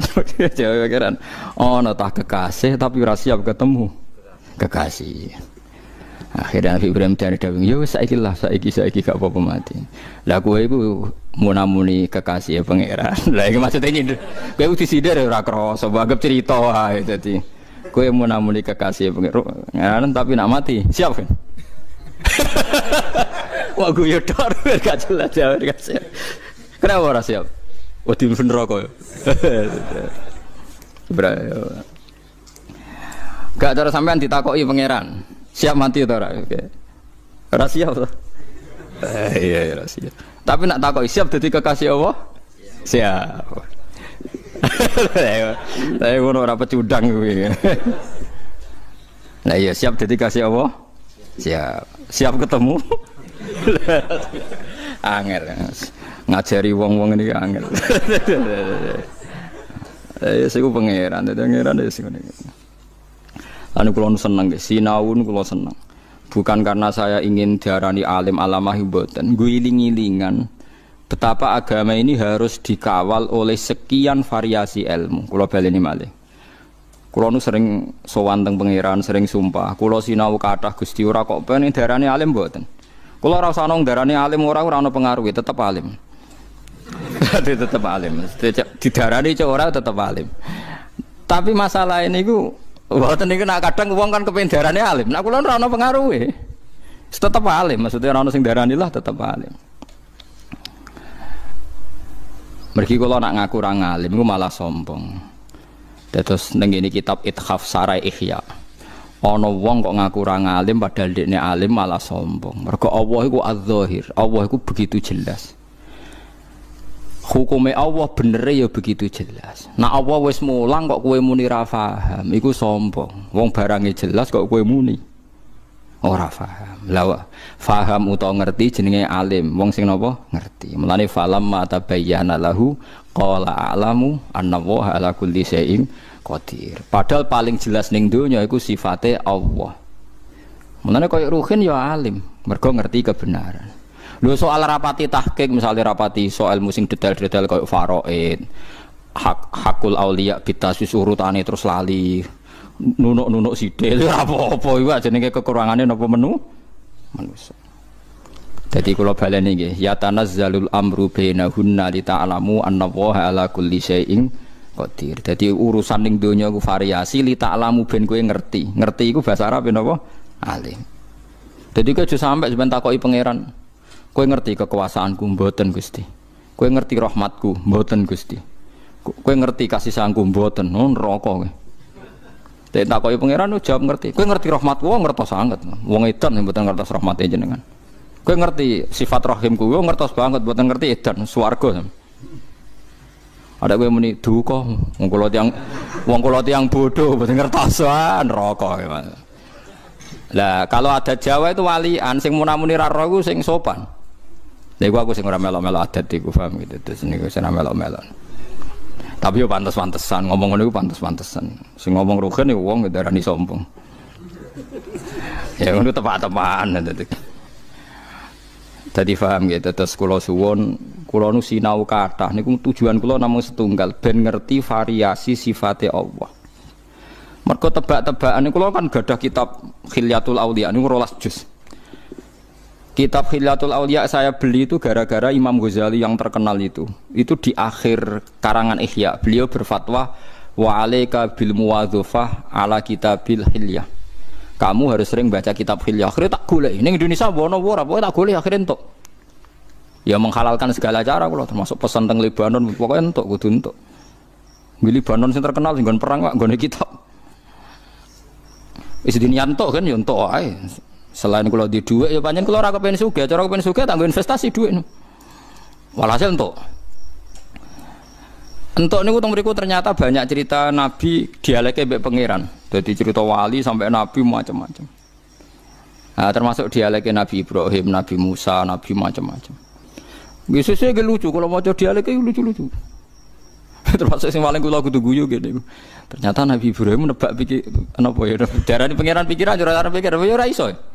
Mosok darani kekasih kok dijupuk nyawane ono ta kekasih njupuk nyawane. Bareng pangeran ditakoki kula yo sempat mikir pas maca. Pangeran iso jawab piye. Maksudnya kan tak anggap masuk akal lho. Apa yang dikatakan Nabi Ibrahim masuk pangeran jawab piye. Jebule jawabe ono ta kekasih sing ra siap ketemu. Kekasih. Jadi itu dialek. Banyak dialeknya Nabi Musa. Ya enggak kena ditebak. Tapi itu kita menjadi napa? Tahu. Misalnya ngeten nggih, kula yang haru ya. Saya pernah ditanya, "Gus, apa betul kekalahan perang Uhud itu karena Rasulullah bina sahabatnya punya aturan gitu terus dilanggar sahabatnya?" Nabi kan dawuh, para pemanah tidak boleh keluar dari gunung, kalah atau menang. Walhasil para pemanahnya Nabi kan enggak nuruti dawuh Nabi, walhasil akhirnya terus kalah tuh nggih. Akhirnya terus napa? Kalah. Dan itu yang masyhur di dunia kiai, di cerita-cerita kita. Nggih, sampean boleh cilik ceritanya kan ngoten nggih. Perang Uhud kalah karena para pemanah tidak nuruti perintah Nabi. Kula niku mun dadi kiai wis suwi. Pas kula nak rebuk mulang alumnine bapak teng dalem tiap rebun. Kiai kula ngaji jalalan nggih bolak-balik, khatam nggih bolak-balik, tapi tiap ngaji di pikiran anyar, tangen-tangen. Akhirnya kan ayat itu kan istusiduna wala taluna ala ahadi war rasul yad'ukum fi ukhrakum sak teruse. Suwe-suwe kan walaqad afawwahu anhum terus pangeran nyepuro. Tangen-tangen. Saiki ngene, sahabat-sahabat sing melanggar perintah Nabi salah napa ora? Salah nggih, sepakat nggih, salah nggih. Tapi wong kafir luwih salah. Apa alasane pangeran? Alasane sahabat sing salah kok terus menangno wong kafir? Wong kafir luwih salah wong dosane. Dosane kafir, paham ya? Lho lagi, sahabat itu salah mergo melanggar perintah Nabi. Kok terus wong kafir dimenangno wong kafir luwih salah wong dosane? Kafir. Paham sih kalau maksud? Mulane tenan. Tenan nak teori kula niku bener, ternyata Allah sangat mencintai orang mukmin yang sekalipun salah. Iki peringatan kanggo LSM sing ruweh pro LSM. Misale wong Islam salah, perkarane nata ekonomi salah, atau korupsi salah. Terus ada dunia kafir, negaranya bersih, tidak ada korupsi, padahal negaranya kafir. Kowe aja geman wong mukmin ngomong ngono iku. Kahanane kafir wis luwih salah tinimbang korupsi. Paham ya? Kalau baleni mal, jangan sampai misalnya Anda mangkal sama Arab Saudi atau Iran atau Indonesia, banyak muslim, banyak kiai, banyak haji tapi korupsi. Swiss gak ada Islam tapi bersih. Kahanane kafir iku wis salah. Akhirnya tenan. Ayat itu ditutup wallahu dzu fadlin 'alal mukminin. Tetep fadhole Allah dikekno wong mukmin. Buktine apa? Umpama salahe wong mukmin, nak bukti teori kula bener. Umpama salahe wong mukmin ku dinilai tenan mbek pangeran, sing mati ning perang Uhud gak dianggap syahid. Gimana? Padahal ijma'e ulama ning Quran piyambak sing mati Uhud dianggap syahid. Dianggap mati syahid itu mati apik ta elek? Ah, saya. Artinya wis ora diudat-udat pangeran gak dipermasalahkan. Mergo bandingane wong kafir. Lagi sing lali kadang-kadang Islam misalnya ngidolakno negara Swiss utawa Kanada luwih makmur. Pulau Islam korupsi ngene-ngene. Saelek-eleke wong Islam ora di kesalahan kekafiran. Saapi-apike wong kafir duwe salah kekafiran. Iku kudu tanamno ning ati. Paham ya? Ojo kok sampai pepes zahratal hayatid dunya mereka uripe luwih makmur terus mbok anggap luwih bener. Padahal mereka di dosa napa? Kafir. Mulane ijma' ulama dosa paling gedhe napa? Kafir. Lagi nomor loro mateni wong mukmin, lagi nomor telu zina, terus nomor papat maling. Ana sing darani sihir santet, tapi iki wis ora populer to, dukun-dukun santet ketok wis ra mandi to, dadi kula mun mboten tak etung dadi. Wis duyan dhuwit padha dukune duan dhuwit. Dadi wis ra mandi. Dieling-eling terus niki penting sinau kula kathah nggih ben roh dialeke mbek Allah. Jadi dialeke Allah mbek para nabi ternyata iman. Itu luar biasa. Wong nate wonten malaikat sing bagian mizan niku ya ora iso jawab. Misale Allah nggih pertanyaan. Terus niki teng hadis Musnad Ahmad. Wonten tiyang niku napa jenenge yuhasabu ala malain minal khalqi, dihisab di depan umum. Allah kalau ingin mempermalukan orang itu ngisapnya di depan umum. Ngarepe wong akeh ala ruusil asyad. Bareng dibuka dokumen kesalahan niku madul basor, sak pandangan mripate kabeh buku dokumen kesalahan. Tisun wa tisuna sijillah, 99 dokumen kesalahan. Ya kaya buku-buku ning KPK ning pengadilan, fotokopi pirang-pirang tumpuan. Niku madul basor sepanjang pemandangan. Dia baik pengiran ditakoki, atung kiru hada syai'an, apa ada yang salah di semua ini? La ya Rabbi, semuanya benar. Alaka hujjatun, apa Anda punya alasan sehingga Anda punya kesalahan itu? Enggak, saya tidak punya alasan Gusti. Mang semuanya saya lakukan secara sadar dan salah. Malaikat narik dekne ning neraka, dekne sebalik kanan. Wis yakin min ahlinar. Terus ngendikane Allah Taala aqilu, maksudnya urungkan, cancel dulu. Bala indaka inti hasanah, kamu punya kebaikan satu. Yaiku kowe tau nglafadzno la ilaha illallah ikhlas. Lah sing larang ikhlas, kowe tau nglafadzno la ilaha illallah pisan ikhlas. Wes akhire la ilaha illallah sitok tok tau nglafadzno ikhlas, sing larang ya ikhlas iku ora ono order ya ora ono macam-macam. Lho kowe muni la ilaha illallah kan gak ikhlas, mlebu swarga iku wis ra ikhlas wong kepengin. Wedi neraka ya ora ikhlas berarti la ilaha illallah mbok tameng kan. Padahal Allah ora kepengin mlebu neraka ora mlebu swarga, tapi mbok tameng swarga neraka. Ikhlas ku latih mbek ilmu. Misale ke darani la ilaha illallah umpama ora ana swarga neraka ya pangerane tetep Allah. Pangeran dadi Allah wis dadi permanen. Dadi umpama ora gawe swarga neraka ya tetep pangerane Allah la ilaha illallah. Terus bitaqah iku satu dokumen sing dibok sing dikotak dijupuk. Ambek pangeran didakok ning mizan. Cara mriki napa kafatail mizan yo. Timbangan niku lho sing sitoke apa jenenge? Nek cara wong Arab darane lisanul mizan iki sak kafah. Iki sak kafah napa? Timbangan kuno ku ora napa? Wonten pembandingan napa kiri mek kanan itu napa jenenge? Napa batene sing sitoke lho bandulan lho. Wis bahasa Arab mawon iki. Pokoke kafatail mizan, sitok kafah. Semua kesalahan sitok kafah la ilaha illallah. Iku malaikat ditakoki. Mungkin ndak lafaz la ilaha illallah iku kalah mbek dosa. Akhirnya ya fala yaskulu ma'allahi syai'un, enggak mungkin kan kalimat ini kalah sama kekuatan semua dosa tadi. Kowe ikhlas nek ana kalimat Allah kalah ambek barang sak dunya sak isine, enggak mungkin kan? Kowe ikhlas lafaz Allah kalah ambek ya ora ikhlas kabeh.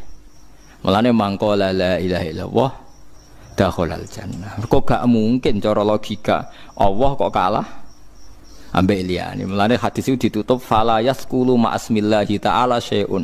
Gak mungkin Allah kok tertandingi. Lah masalahe wong sing terlalu nakal suwe nakal iku kadang-kadang la ilaha illallah rusak. Lah ape mati suul khotimah. Mergo gak tau ngergani kalimat la ilaha illallah. Iku sing paling medeni itu. Sebetulnya kalau asal ada mati mukmin, mbok dosamu sundul langit tetep ana kemungkinan di sepuro. Mergo gak mungkin lafaz Allah kalah mbek liyane. Mulane jare Ibnu Syihab Az-Zuhri jare ya ulama ku macam-macam, ya ana sing jelimet. Kula termasuk ulama sing gak seneng jelimet. Miftahul jannah la ilaha illallah. Kuncine swarga la ilaha illallah. Jare Ibnu Syihab Az-Zuhri. Kula ya rapati cocok tapi ya tak rungokno wong dawuh ulama. Sajane rapati cocok kula tapi tak rungokno. Balaghoni annal miftah laha asnan. Sarahku jenenge kunci iku ana gigi-gigine. Nggo khase kunci ana gigi-gigine. Lah ahlul ma'asi gigine wis rusak. Aduh. Kok malah dadi angel ngene rumangsaku asal lae. Dadi nak Kunci ku ya bener kuncine la ilaha illallah cuma gigine ku wis rusak. Lah iku jare ra kena go buka apa. Tapi jare aku, Imam Zuhri ra nabi, mosok ngono tenan. Karena aku ya mangkel, aku ya di kepentingan ora kakean syarat ngono maksudku. Kowe kudu bela aku, masalahnya nak pancen iku syarat tenan, kemungkinan mlebu swarga wong ya abot tenan iki dadi. Nah, kita juga gak pernah tahu logika itu. Ya termasuk sing nate kula critakno teng mriki. Logika sing dibangun pangeran ra kena ditebak. Ndak niki kula cerita banyak supaya sampean hati-hati hubungan mbek pangeran. Nak ra iso muni wallahu alam, iku aman ya. Muni napa? Wallahu alam. Ada 2 orang dipanggil Tuhan. 3 malah di cerita kitab itu 3. Ini rungokno tenan. Yang satu tukang maksiat ning donya, ratusan tahun dia di neraka. Yang satu juga tukang maksiat, ratusan tahun di neraka. Sampean kalau gak percaya cek di bab Ihya di akhir. Di bab saati rahmatillah, jembari rahmati pangeran. Terus 2 orang ini dipanggil Allah. Dipanggil Allah dalam keadaan dikerangkeng, dua-duanya dikerangkeng. Bareng dua-duanya dikerangkeng, kowe roh sebab tak lebokno neraka. Ngerti Gusti, mergo salah kula kathah riyen teng donya nak jenengan nyutus kula ora tau nurut. Sing sitok takoki kowe roh sebab mlebu neraka. Nggih ngertos Gusti, kula teng donya ora tau nurut. Dadi jenengan lebokno neraka. Wis. Niku pun dalam keadaan dikerangkeng. Walhasil ambek pangeran kon ngeculi, caloro kon ngeculi ditakoki bareng wawancarane bar. Caloro iku ya wis kan balik neh ning kerangkengan sampe diterone neraka. Sing sitok mlayu kan. Kowe milih sing mlayu kan yo, mlayu. Mlayu cepet mlebu kerangkengane benane neraka. Sing sitok lelet. Kayak males sampe mlebu neraka neh males flengaan, males. Ini bukti logika Tuhan enggak bisa ditebak. Kita harus percaya riwayat, nggih, percaya napa? Riwayat. Akhirnya ditakokin neh. Lho kok kesusu balik nang neraka? Niku Gusti, kula pun kuwapok mboten nurut jenengan. Zaman tentunya agar jenengan kengken lelet Gusti. Niki mun kuwapok, mulane jenengan ngutus mlebu neraka kula langsung melayu Gusti. Ternyata pangeran haru jawabane baru. Wah, ya wis kene swarga wae perkarane oleh menurut kok tenanan. Perkarane melayu kan mlebu neraka iku. Mulane sing ngaji-ngaji teng mriki cobalah kalau disuruh masuk neraka. Melayu sing cepet. Paham ya mergo kita zaman ning donya dikon apik iku kan kesuwen to kowe. Lelet lah ngono. Oh kan yo kon mlebu neraka melayu. Takoki malaikat kok semangat kan. Wah nurut iki kok dadi kok. Akhire barokah nurut. Lho niki tenan nih. Ya wis kaya ahli swarga, perkara niki saiki nurutem tenanan aku. Sing sitok aku lelet, males. Lho kok lelet langsung apa plengan niku Gusti. Keyakinan kula sakwise jenengan panggil ning swarga mboten neraka malih. Dadi kula nu nyangka kula nggih mun bar teng neraka kula saking husnudzon kula bareng jenengan panggil mriki teng mriki terus. Yo dili bener wae pangeran ya sing mlebu swarga wae. Dadi 2 logika yang sama-sama dibenarkan apa? Allah. Lah sing sitok iku ana wong dipanggil pangeran. Kowe kena apa kok mlebu swarga? Ya mergi kula ora tau maksiat, mulyali ora tau maksiat taat terus wae jenengan. Iya, tapi mlebu swarga mergo rahmatku, ora iso mlebu swarga krana ngamal. Mboten Gusti krana amal kula, kula tak rewangi ra maksiat krana taat nggih mergi itu. Ben mlebu swarga. Jare pangeran, iya ngamalem 80 tahun ning dunya 80 tahun. Berarti swargane 80 tahun. Wong jarem krana ngamal kan, impas kan? Ngamal 80 tahun swarga. Mboten Gusti, jarene swargane jenengan selawase. Iya nak selawase iku rahmatku, nak ngamalem ra cukup. Wong ngamalem 80 tahun kok yo swarga. Selawase. Entek den. Nggih mun Gusti kula sak nggih swarga krana fadhole jenengan. Gak aku wis kecewa neraka kowe. Wah bareng dikon mara neraka wong iki gak gelem. Perkarane dekne rumangsa ning donya ora tau maksiat. Lah kenapa plengan? Kula mboten purun Gusti. Perkarane kula teng donya taat terus. Ya ora ya saiki ki ra taat iku alasan mlebu neraka. Lah manyoro to. Sekarang kan dikon mlebu neraka ora gelem, Den. Ya saiki iki ya malaikat sekseni saiki ra nurut aku, takon mlebu neraka ora gelem. Ya mulai saiki kita hitung ra taat lho takon mlebu neraka ora gelem. Lah jadi kita tidak pernah tahu cara berpikir Tuhan. Kita mau duwe riwayat. Lha pentingnya wong alim. Dadi wong alim kudu sinau terus ben duwe riwayat akeh terus disebar ning umat. Nak nyebar ya sing ikhlas wis kaya ora ono apa-apa bar wis. Ikhlas wis bar wis ora ora. Sampeyan wis wae ning ora-ora masar wis ketemu sapa ora jelas.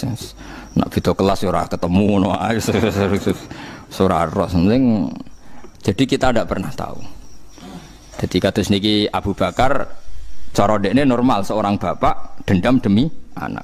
Tapi logika Tuhan ala tuhibbu na yaghfirallahu lakum. Kowe apa ora seneng nak pangeran nyepuro wa ghafurur rahim. Terus dari Abu Bakar bala ana uhibbu yaghfirallahu. Kulo ki seneng jenengan sepuro. Nak seneng tak sepuro ya iku mau. Sebagai donatur jogeman lahiran. Dadi donatur kecewa napa? Lahiran. Enak pangeran takokan ngamal soleh kecewa. Entek sampe. Lho Anda kecewa sedekah berarti kecewa be amal napa? Padahal Anda masih mampu secara rezeki. Nak pangeran takokane ngono piye? Ngamal soleh jawab kecewa, ora bar kan. Kalau dene ora malah di dhuwit ada kecewa barang takoki pangeran ngono malah repot. Mbok nak kowe ndake tetep anggaran itu tetap Gusti cuma ganti orang. Ya mbok nak pangeran mbok terangno jelimet ngono ya ora roh asal kowe wani ae. Wani zaman terangno sinten? Pangeran. Kala dawuh sapa bagian bala ana uting sin khibu seneng sun ayo firang tanya pura sapa Allah wali maring sun. Wa raja'alan bali sapa Abu Bakar ila mistah maring mistah ma ing perkara kana sapa Abu Bakar yunfiku nafaqana sapa Abu Bakar ing maring atase mistah. Innal ladzina yarmunal muhsanat innal ladzina satemene ngake yarmuna kang padha nuduh sapa ladzina bizina klan zina. Nuduh al muhsanati ing wedok-wedok sing terhormat. Al afaifa tegese wong wedok sing terhormat.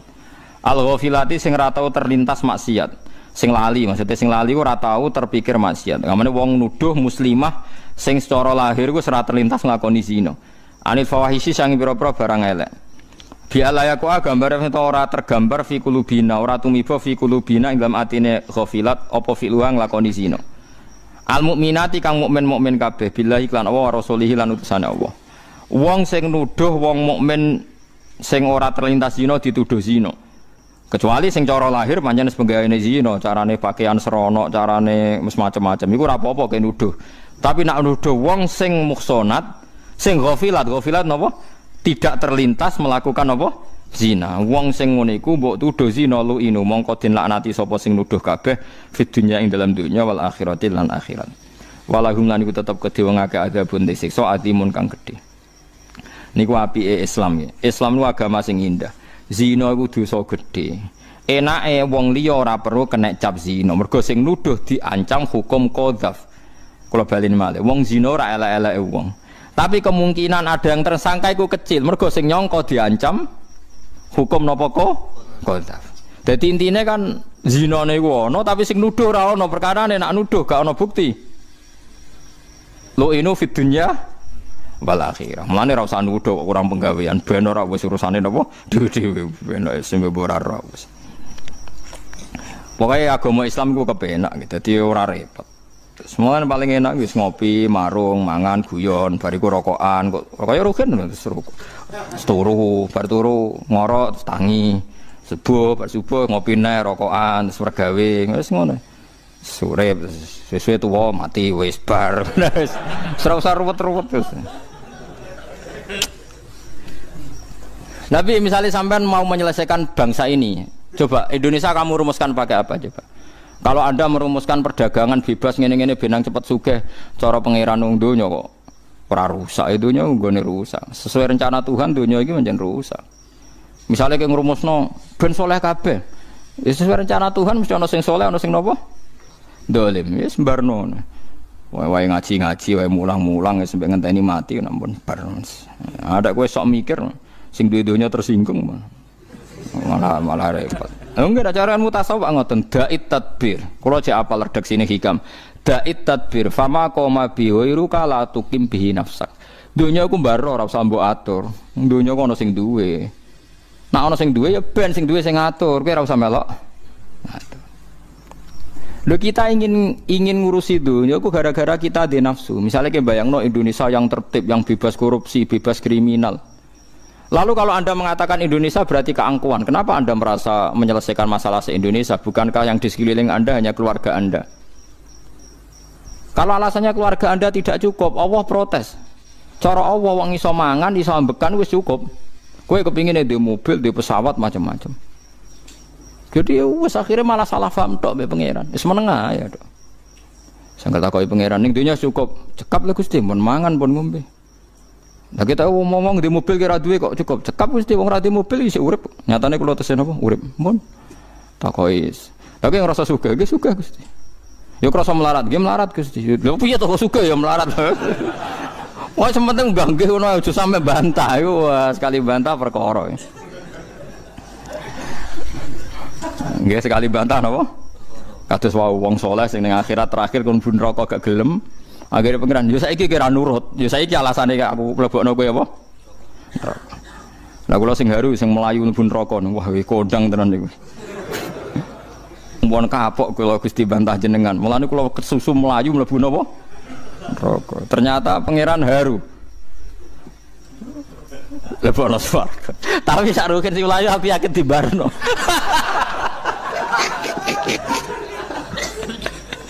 Lah iku nak mlayu tenan dibarok. Wah ya kecemplung tenan.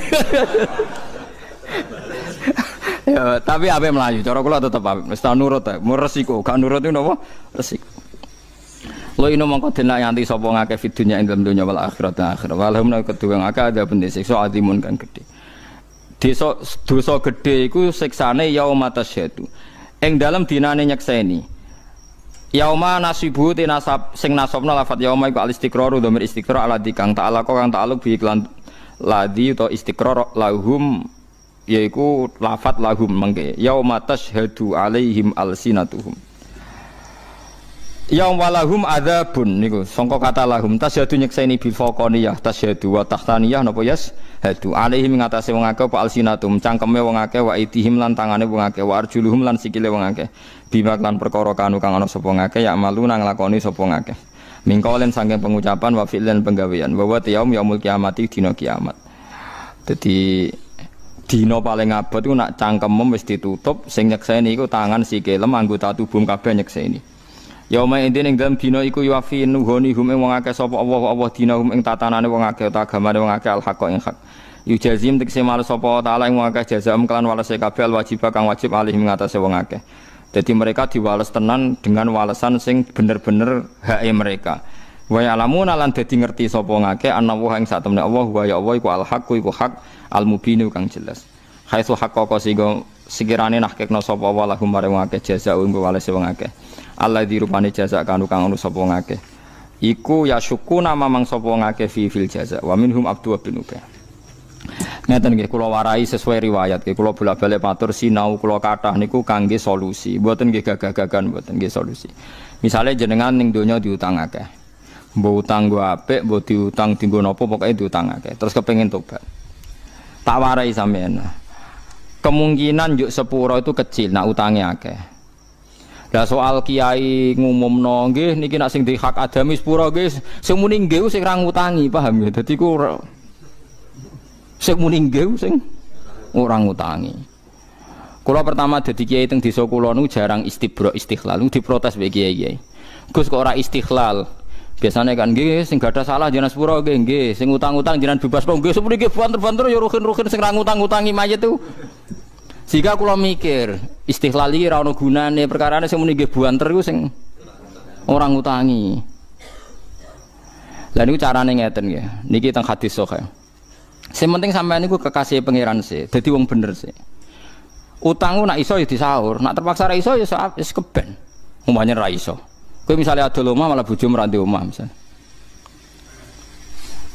Lah carane piye nek saleh tenan iku masyhur ya. Dadi Allah sing ra iso nyepuro iku den utang. Bahkan nabi ku ora gelem nyolati wong sing gadah utang.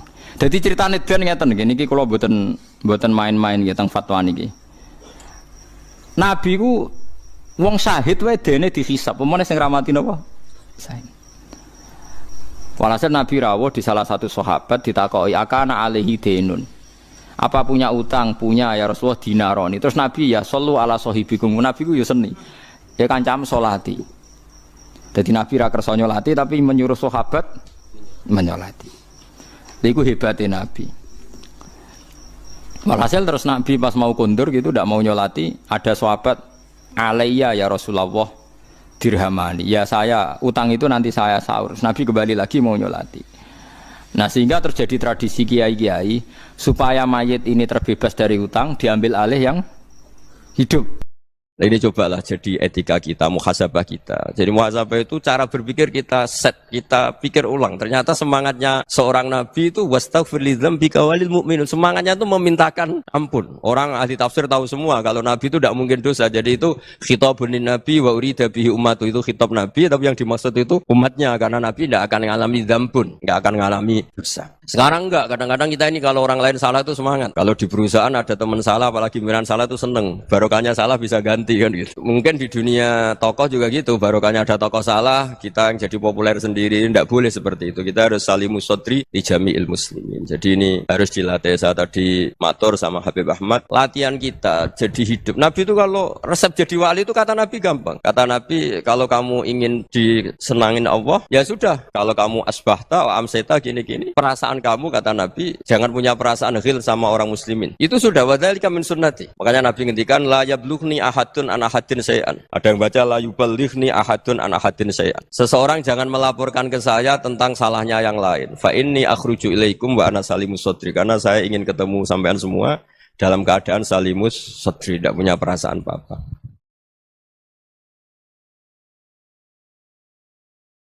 Dalam konteks Indonesia, muhasabah itu sudah jadi perilaku ya, karena dulu orang tua saya, guru-guru saya kalau ngandani itu, bayangkan kalau kamu jadi dia ya.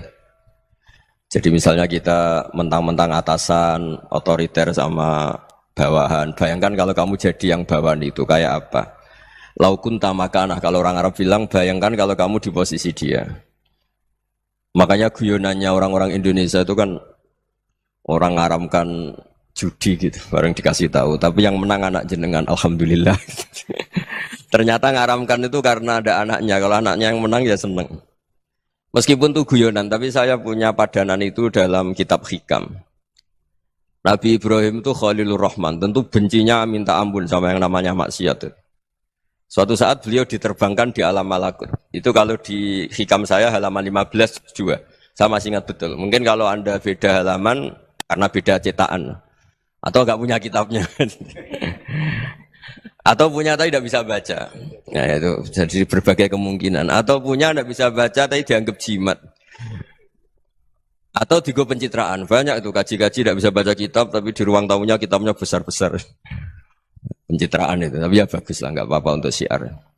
Setelah diterbangkan di alam malakut, diperlihatkan sama Allah, ada orang pezina, ada orang syaribul khomri, ada orang mabuk, ada orang macam-macam. Allah tanya sama Nabi Ibrahim, bagaimana pendapat kamu Ibrahim tentang mereka yang maksiat? Kata Nabi Ibrahim, ya Allah habisi saja mereka, mereka hidup di bumi engkau, makan rezeki engkau, kemudian mereka tidak taat sama engkau. Singkat cerita di fase itu, saya ulang lagi di fase itu, Allah nurutin. Sampai sekian peristiwa, mungkin 3 atau 4. Sudah, setelah sekian tahun Nabi Ibrahim lupa peristiwa itu, kemudian beliau diminta menyembelih anaknya. Ini versi kitab Hikam. Memang versinya banyak tentang kenapa Nabi Ibrahim disuruh menyembelih anaknya. Ketika mau menyembelih anaknya, Nabi Ibrahim ragu. Huwa samratu fuadi. Anak saya ini buah hati saya, kenapa engkau suruh menyembelih? Terus kata Allah, apa kamu tidak ingat ketika kamu saya angkat di alam malakut, kemudian kamu usul bunuh-bunuh, saya ada mempertimbangkan usul Anda, tapi kenapa sekarang saya merintahkan kamu mikir gitu. Terus, ya karena ini anak saya ya Allah. Terus kata Allah, rumang samu wong sumpukon mata ini gak gawean kau sing gawe kowe enak wae usul mata ini. Jadi sebenarnya saya yang bikin, kemudian Anda enak aja usul membunuh. Semenjak itu Nabi Ibrahim itu di eranya itu asfaqun nas, orang paling sayang sama manusia. Karena kadang kita keras itu ya kebetulan tuh udah anak kita, ada keluarga kita. Cara orang Jawa itu kan gitu ya, kalau ada perempuan terus macak yang macam-macam pakai sepeda motor cowok terus wah itu luput suwuk, semoga-moga gini. Tapi setelah dikasih tahu, niku ponakane jenengan, semoga-moga selamat. Jadi jangan-jangan kemarin ahli ma'asi itu kebetulan tuh udah keluarga kita. Kalau keluarga kita yang pernah salah pada kita, semangat kita mintakan maaf. Jangan-jangan kita didikte hukum sosial gitu. Jadi orang yang salah, kebetulan tuh orang yang menservis kita. Atau keluarga kita, atau orang dekat kita. Jangan-jangan semangat kita mintakan ampun. Tapi kalau sama orang lain, kebetulan musuh kita semangatnya minta itu kena adab. Nah ini yang nggak boleh dalam Islam. Islam mengajarkan niru Rasulullah SAW, Nabi itu rahmatal lil alamin. Bahkan kemarin saya ngaji virtual sama beberapa habaib, ada Habib Ali Al-Jufri dari Mesir, ada Habib Alwi dari Kuitang, ada Habib Nabil Al-Musawa. Dari sekian habaib itu saya masih ingat diantaranya yang didawuhkan rahmatan lil alamin itu ketika Nabi adahu kaumuh, disakiti oleh kaumnya, dan itu mereka masih kafir semua. Itu mereka dapat doanya Nabi, Allahumma hdi qaumi fa innahum la ya'lamun. Kayak apa baiknya Nabi, orang yang menyakiti, yang melukai, tapi Nabi masih berdoa, Allahumma hdi qaumi fa innahum la ya'lamun. Sayyidina Umar dapat doanya Nabi itu yakhina kana kafiran, ketika masih kafir didoakan. Allahumma a'izzal Islam bi Umar. Itu ketika masih kafir. Itu pelajaran bagi kita bahwa yang sedang tidak cocok pun itu berdapat doa kita. Ya doa supaya kondisi kita baik, hari tambah baik. Karena agama ini saya berkali-kali bilang limangka nayarjuwa hawal yaumal akhir. Agama ini diperuntukkan bagi yang selalu punya harapan pada Allah Subhanahu wa taala.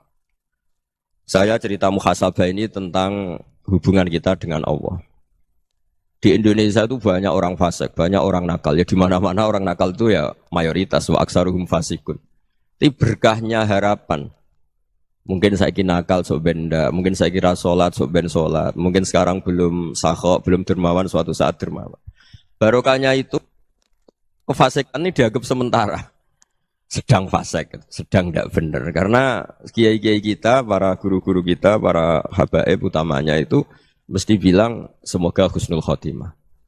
Nah barokahnya doa itu semoga husnul khotimah itu menjadikan satu pola sosial. Yang sedang fasik ini masih diharapkan jadi lebih baik, jadi lebih. Sehingga kita tidak ngambil sikap ekstrim, yang ingin menghabisi atau ingin mengadili, tidak. Karena selalu kita punya harapan. Dan agama ini limangka nerjuwo hawal yaumil akhir. Bayangkan itu kalau yang nakal itu anak kamu. Pasti kamu nggak ingin kan langsung dapat azab, dapat apa. Padahal kita semua jadi tokoh ini abul kulli, bapak dari semuanya.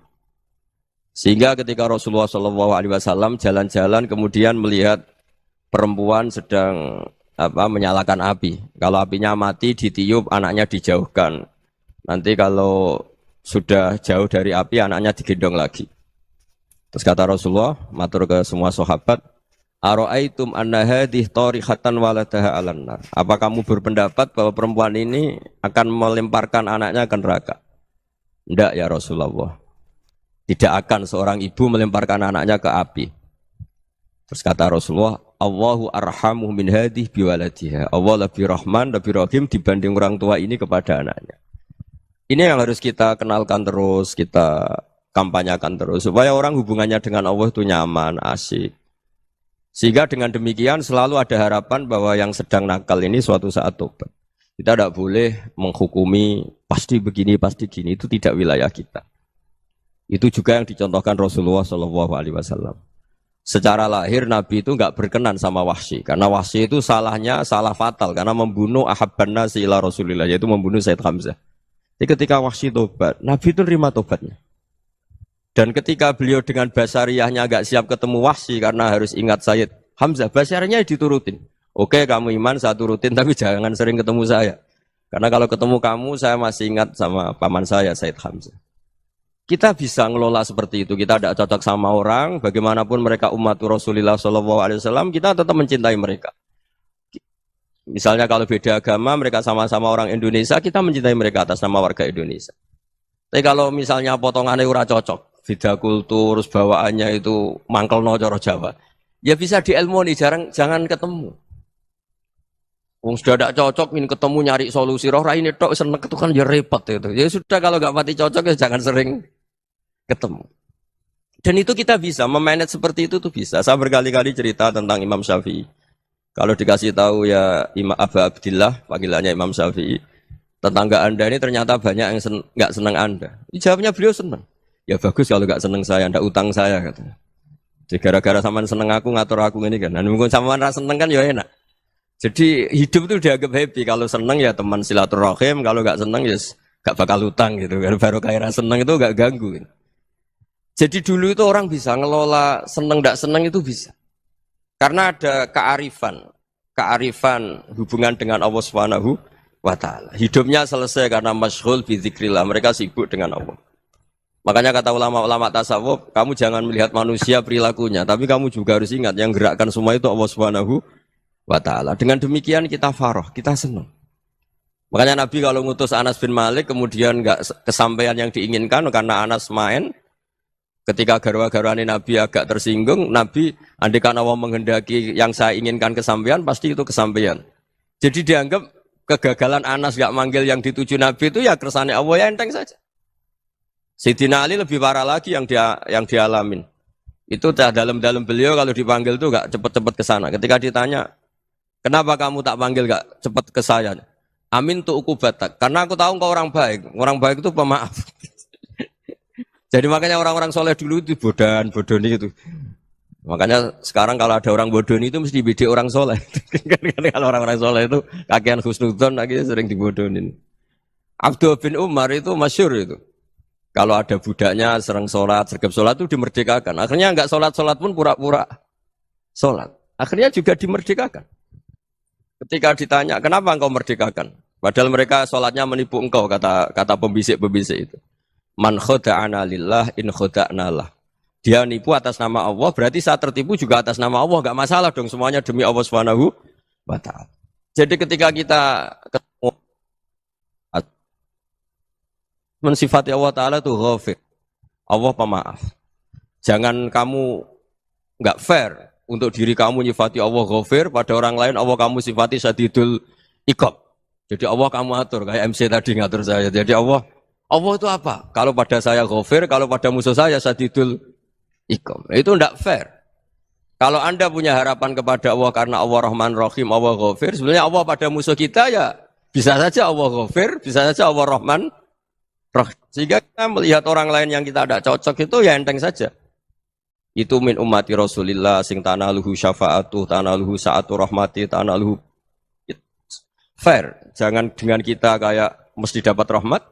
Jangan orang lain kayak Allah pasti syadidul iqam. Itu tidak boleh. Sehingga ketika ada orang Badui, singkat cerita orang Badui ini kencing di masjid. Semua sahabat membentak dia. Yang enggak bentak hanya Nabi tok. Saking mangkelnya orang ini karena semua sahabat bentak kecuali Nabi. Setelah dibenarin Nabi, terus Nabi nyuruh sabbu ali dhanuban min ma'in. Setelah disucikan masjid itu, dia berdoa keras sekali. Allahumma arhamni wa Muhammadan wa la tarham ma'ana ahadan. Ya Allah, yang berhak dapat rahmatmu hanya saya dan Nabi Muhammad, yang lainnya jangan. Karena yang lainnya tuh jengkelin, gitu aja saya salah dimarah-marahin gitu. Jadi kalau kamu doa terbatas ya kayak orang Bedui ini, kayak orang Arabi. Apa kata Nabi? Laqad tahajjarta wasi'an. Allah yang rahmatnya luas menjadi kamu sempitkan. Karena kamu mau atur Allah hanya rahman pada Indonesian Power, pada NU, pada kita, yang orang lain nggak perlu dapat. Itu kan kasihan Islam, karena Islam terus nggak dimiliki semua orang.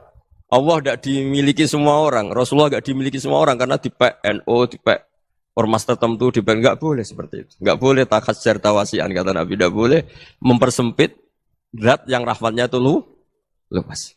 Ini semoga etika ini kita pakai di Indonesia. Yang sedang fase kita harapkan lebih baik. Yang sedang nggak dapat hidayah kita doakan dapat apa? Hidayah. Masyhur kan, makanya tadi saya mohon sama Habib Ali supaya Habib Ahmad supaya tetap mahalul qiyam, tabaruk sama Habib Ali di antara doa-doa di Simtud Duror masyhur itu antuqa bilal mudhniba minnah bil ghufran wal musi'a bil ihsan. Jadi harapannya para habaib, para orang-orang baik dulu ya semoga yang dosa itu dimaafkan, yang sedang salah dibuka, bikin lebih baik. Nabi itu tugasnya juga gitu. Wastaghfir li dzambika walil mu'minina wal mu'minat. Nabi itu tugasnya juga memintakan ampun yang sedang salah. Nah ini cobalah jadi etika kita, muhasabah kita. Jadi muhasabah itu cara berpikir kita set, kita pikir ulang. Ternyata semangatnya seorang nabi itu wastaghfir li dzambika walil mu'minun. Semangatnya itu memintakan ampun. Orang ahli tafsir tahu semua kalau Nabi itu tidak mungkin dosa. Jadi itu khitabun Nabi wa urida bihi ummatu, itu khitab Nabi, tapi yang dimaksud itu umatnya karena Nabi tidak akan mengalami dzambun, tidak akan mengalami dosa. Sekarang enggak, kadang-kadang kita ini kalau orang lain salah itu semangat. Kalau di perusahaan ada teman salah, apalagi pimpinan salah itu seneng. Barokahnya salah bisa ganti kan gitu. Jadi Mungkin di dunia tokoh juga gitu, barokahnya ada tokoh salah, kita yang jadi populer sendiri, tidak boleh seperti itu. Kita harus salimus sodri di jami'il muslimin. Jadi ini harus dilatih. Saya tadi matur sama Habib Ahmad, latihan kita jadi hidup. Nabi itu kalau resep jadi wali itu kata Nabi gampang. Kata Nabi, kalau kamu ingin disenangin Allah, ya sudah. Kalau kamu asbahta, amseta, gini-gini, perasaan kamu, kata Nabi, jangan punya perasaan ghil sama orang muslimin. Itu sudah wadzalika min sunnati. Makanya Nabi ngendikan la yablughni ahadun an ahadin syai'an. Ada yang baca la yuballighni ahadun an ahadin syai'an. Seseorang jangan melaporkan ke saya tentang salahnya yang lain. Fa inni akhruju ilaikum wa ana salimus sadri. Karena saya ingin ketemu sampean semua dalam keadaan salimus sadri, tidak punya perasaan apa-apa. Karena kalau nurutin pembisik, nurutin informasi itu ya repot. Karena orang pasti sepihak. Ada kiai yang top, datang ke kampung-kampung ning desa-desa. Kata yang seneng itu punya akhlak. Wah itu bagus orang besar datang ke kampung-kampung. Kata yang enggak seneng, wah itu jobnya kiai kecil kok diambil. Itu kan ya kasihan itu kan sudut pandang. Makanya saya sering bilang, akal kita ini cukup untuk mentasdik Rasulullah SAW. Meskipun perasaan kita kadang orang Jawa itu beda. Saya berkali-kali bilang sama peneliti dari Jogja, kenapa sih Gus para nabi itu kok poligami istrinya banyak? Nabi Dawud katanya itu berapa? Nabi Sulaiman malah jumlahnya agak terbatasin. Nabi Muhammad itu paling sedikit. Saya tanya gini, perempuan itu orang lemah, jadi kalau nolong orang satu gimana baik? Kalau nolong orang dua ya lebih baik, ya sudah kira-kira seperti itu. Paling tidak akal kita masih tahu kalau orang baik itu kan mesti baik. Nolong orang satu baik, nolong orang dua ya lebih baik, nolong orang tiga lebih baik. Tapi kalau kamu orang nggak baik, satu saja kamu terlantarin, kamu miskinkan, kamu ya tinggal diukur kan. Kalau orang baik nambah baik, tapi kalau orang buruk tambah buruk.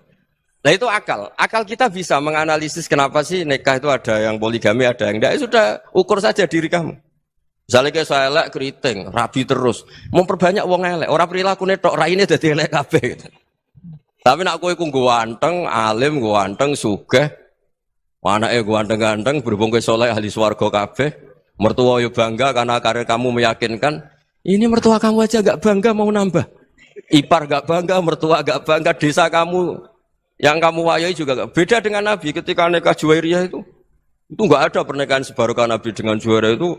Azharu Rasulillah, di situ habis perang banyak tawanan gara-gara jadi bisanya Nabi langsung dibebaskan semua karena Azharu Rasulillah. Sekarang bisanya Kanjeng Nabi. Dulu Abu Sufyan mangkelnya bukan main sama Nabi.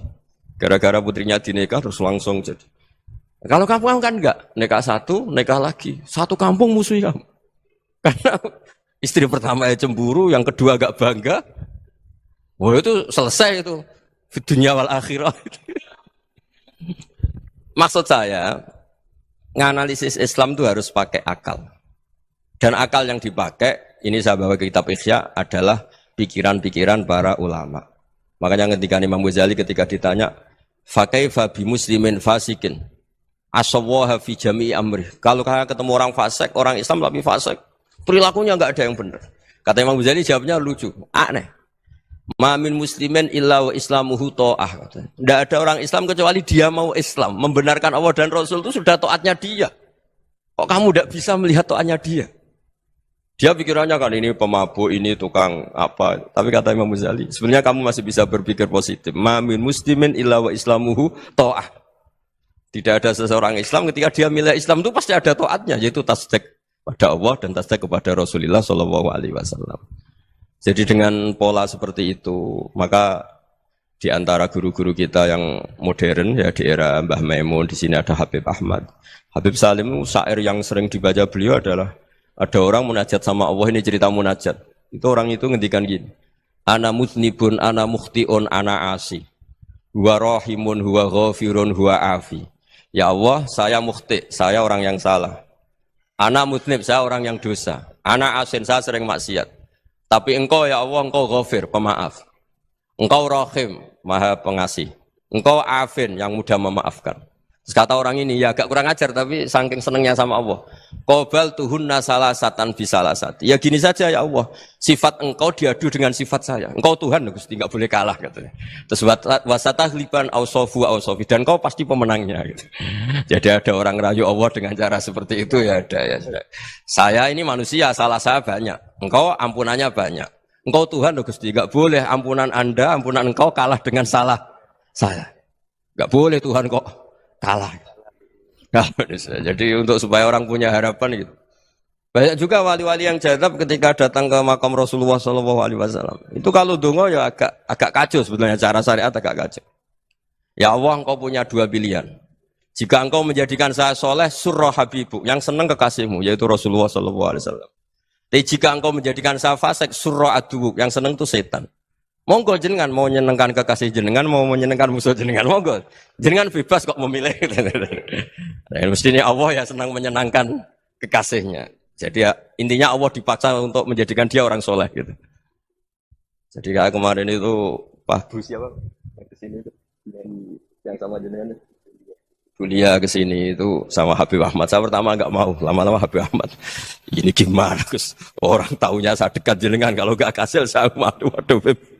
Ini kayak doanya wali yang tadi. Enggak punya pilihan, Bu. Enggak ada pilihan ini.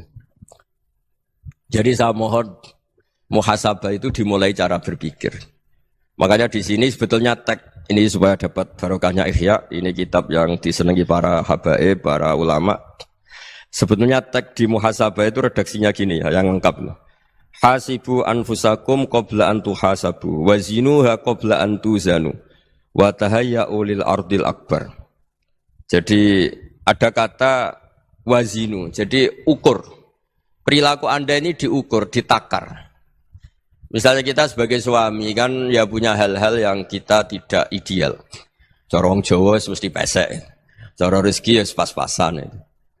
Dan kita juga kalau, makanya enggak boleh tanya istri begini, apa saya cinta pertama Anda? Pasti Anda kecewa. Orang jadi istri hanya korban terakhir gitu.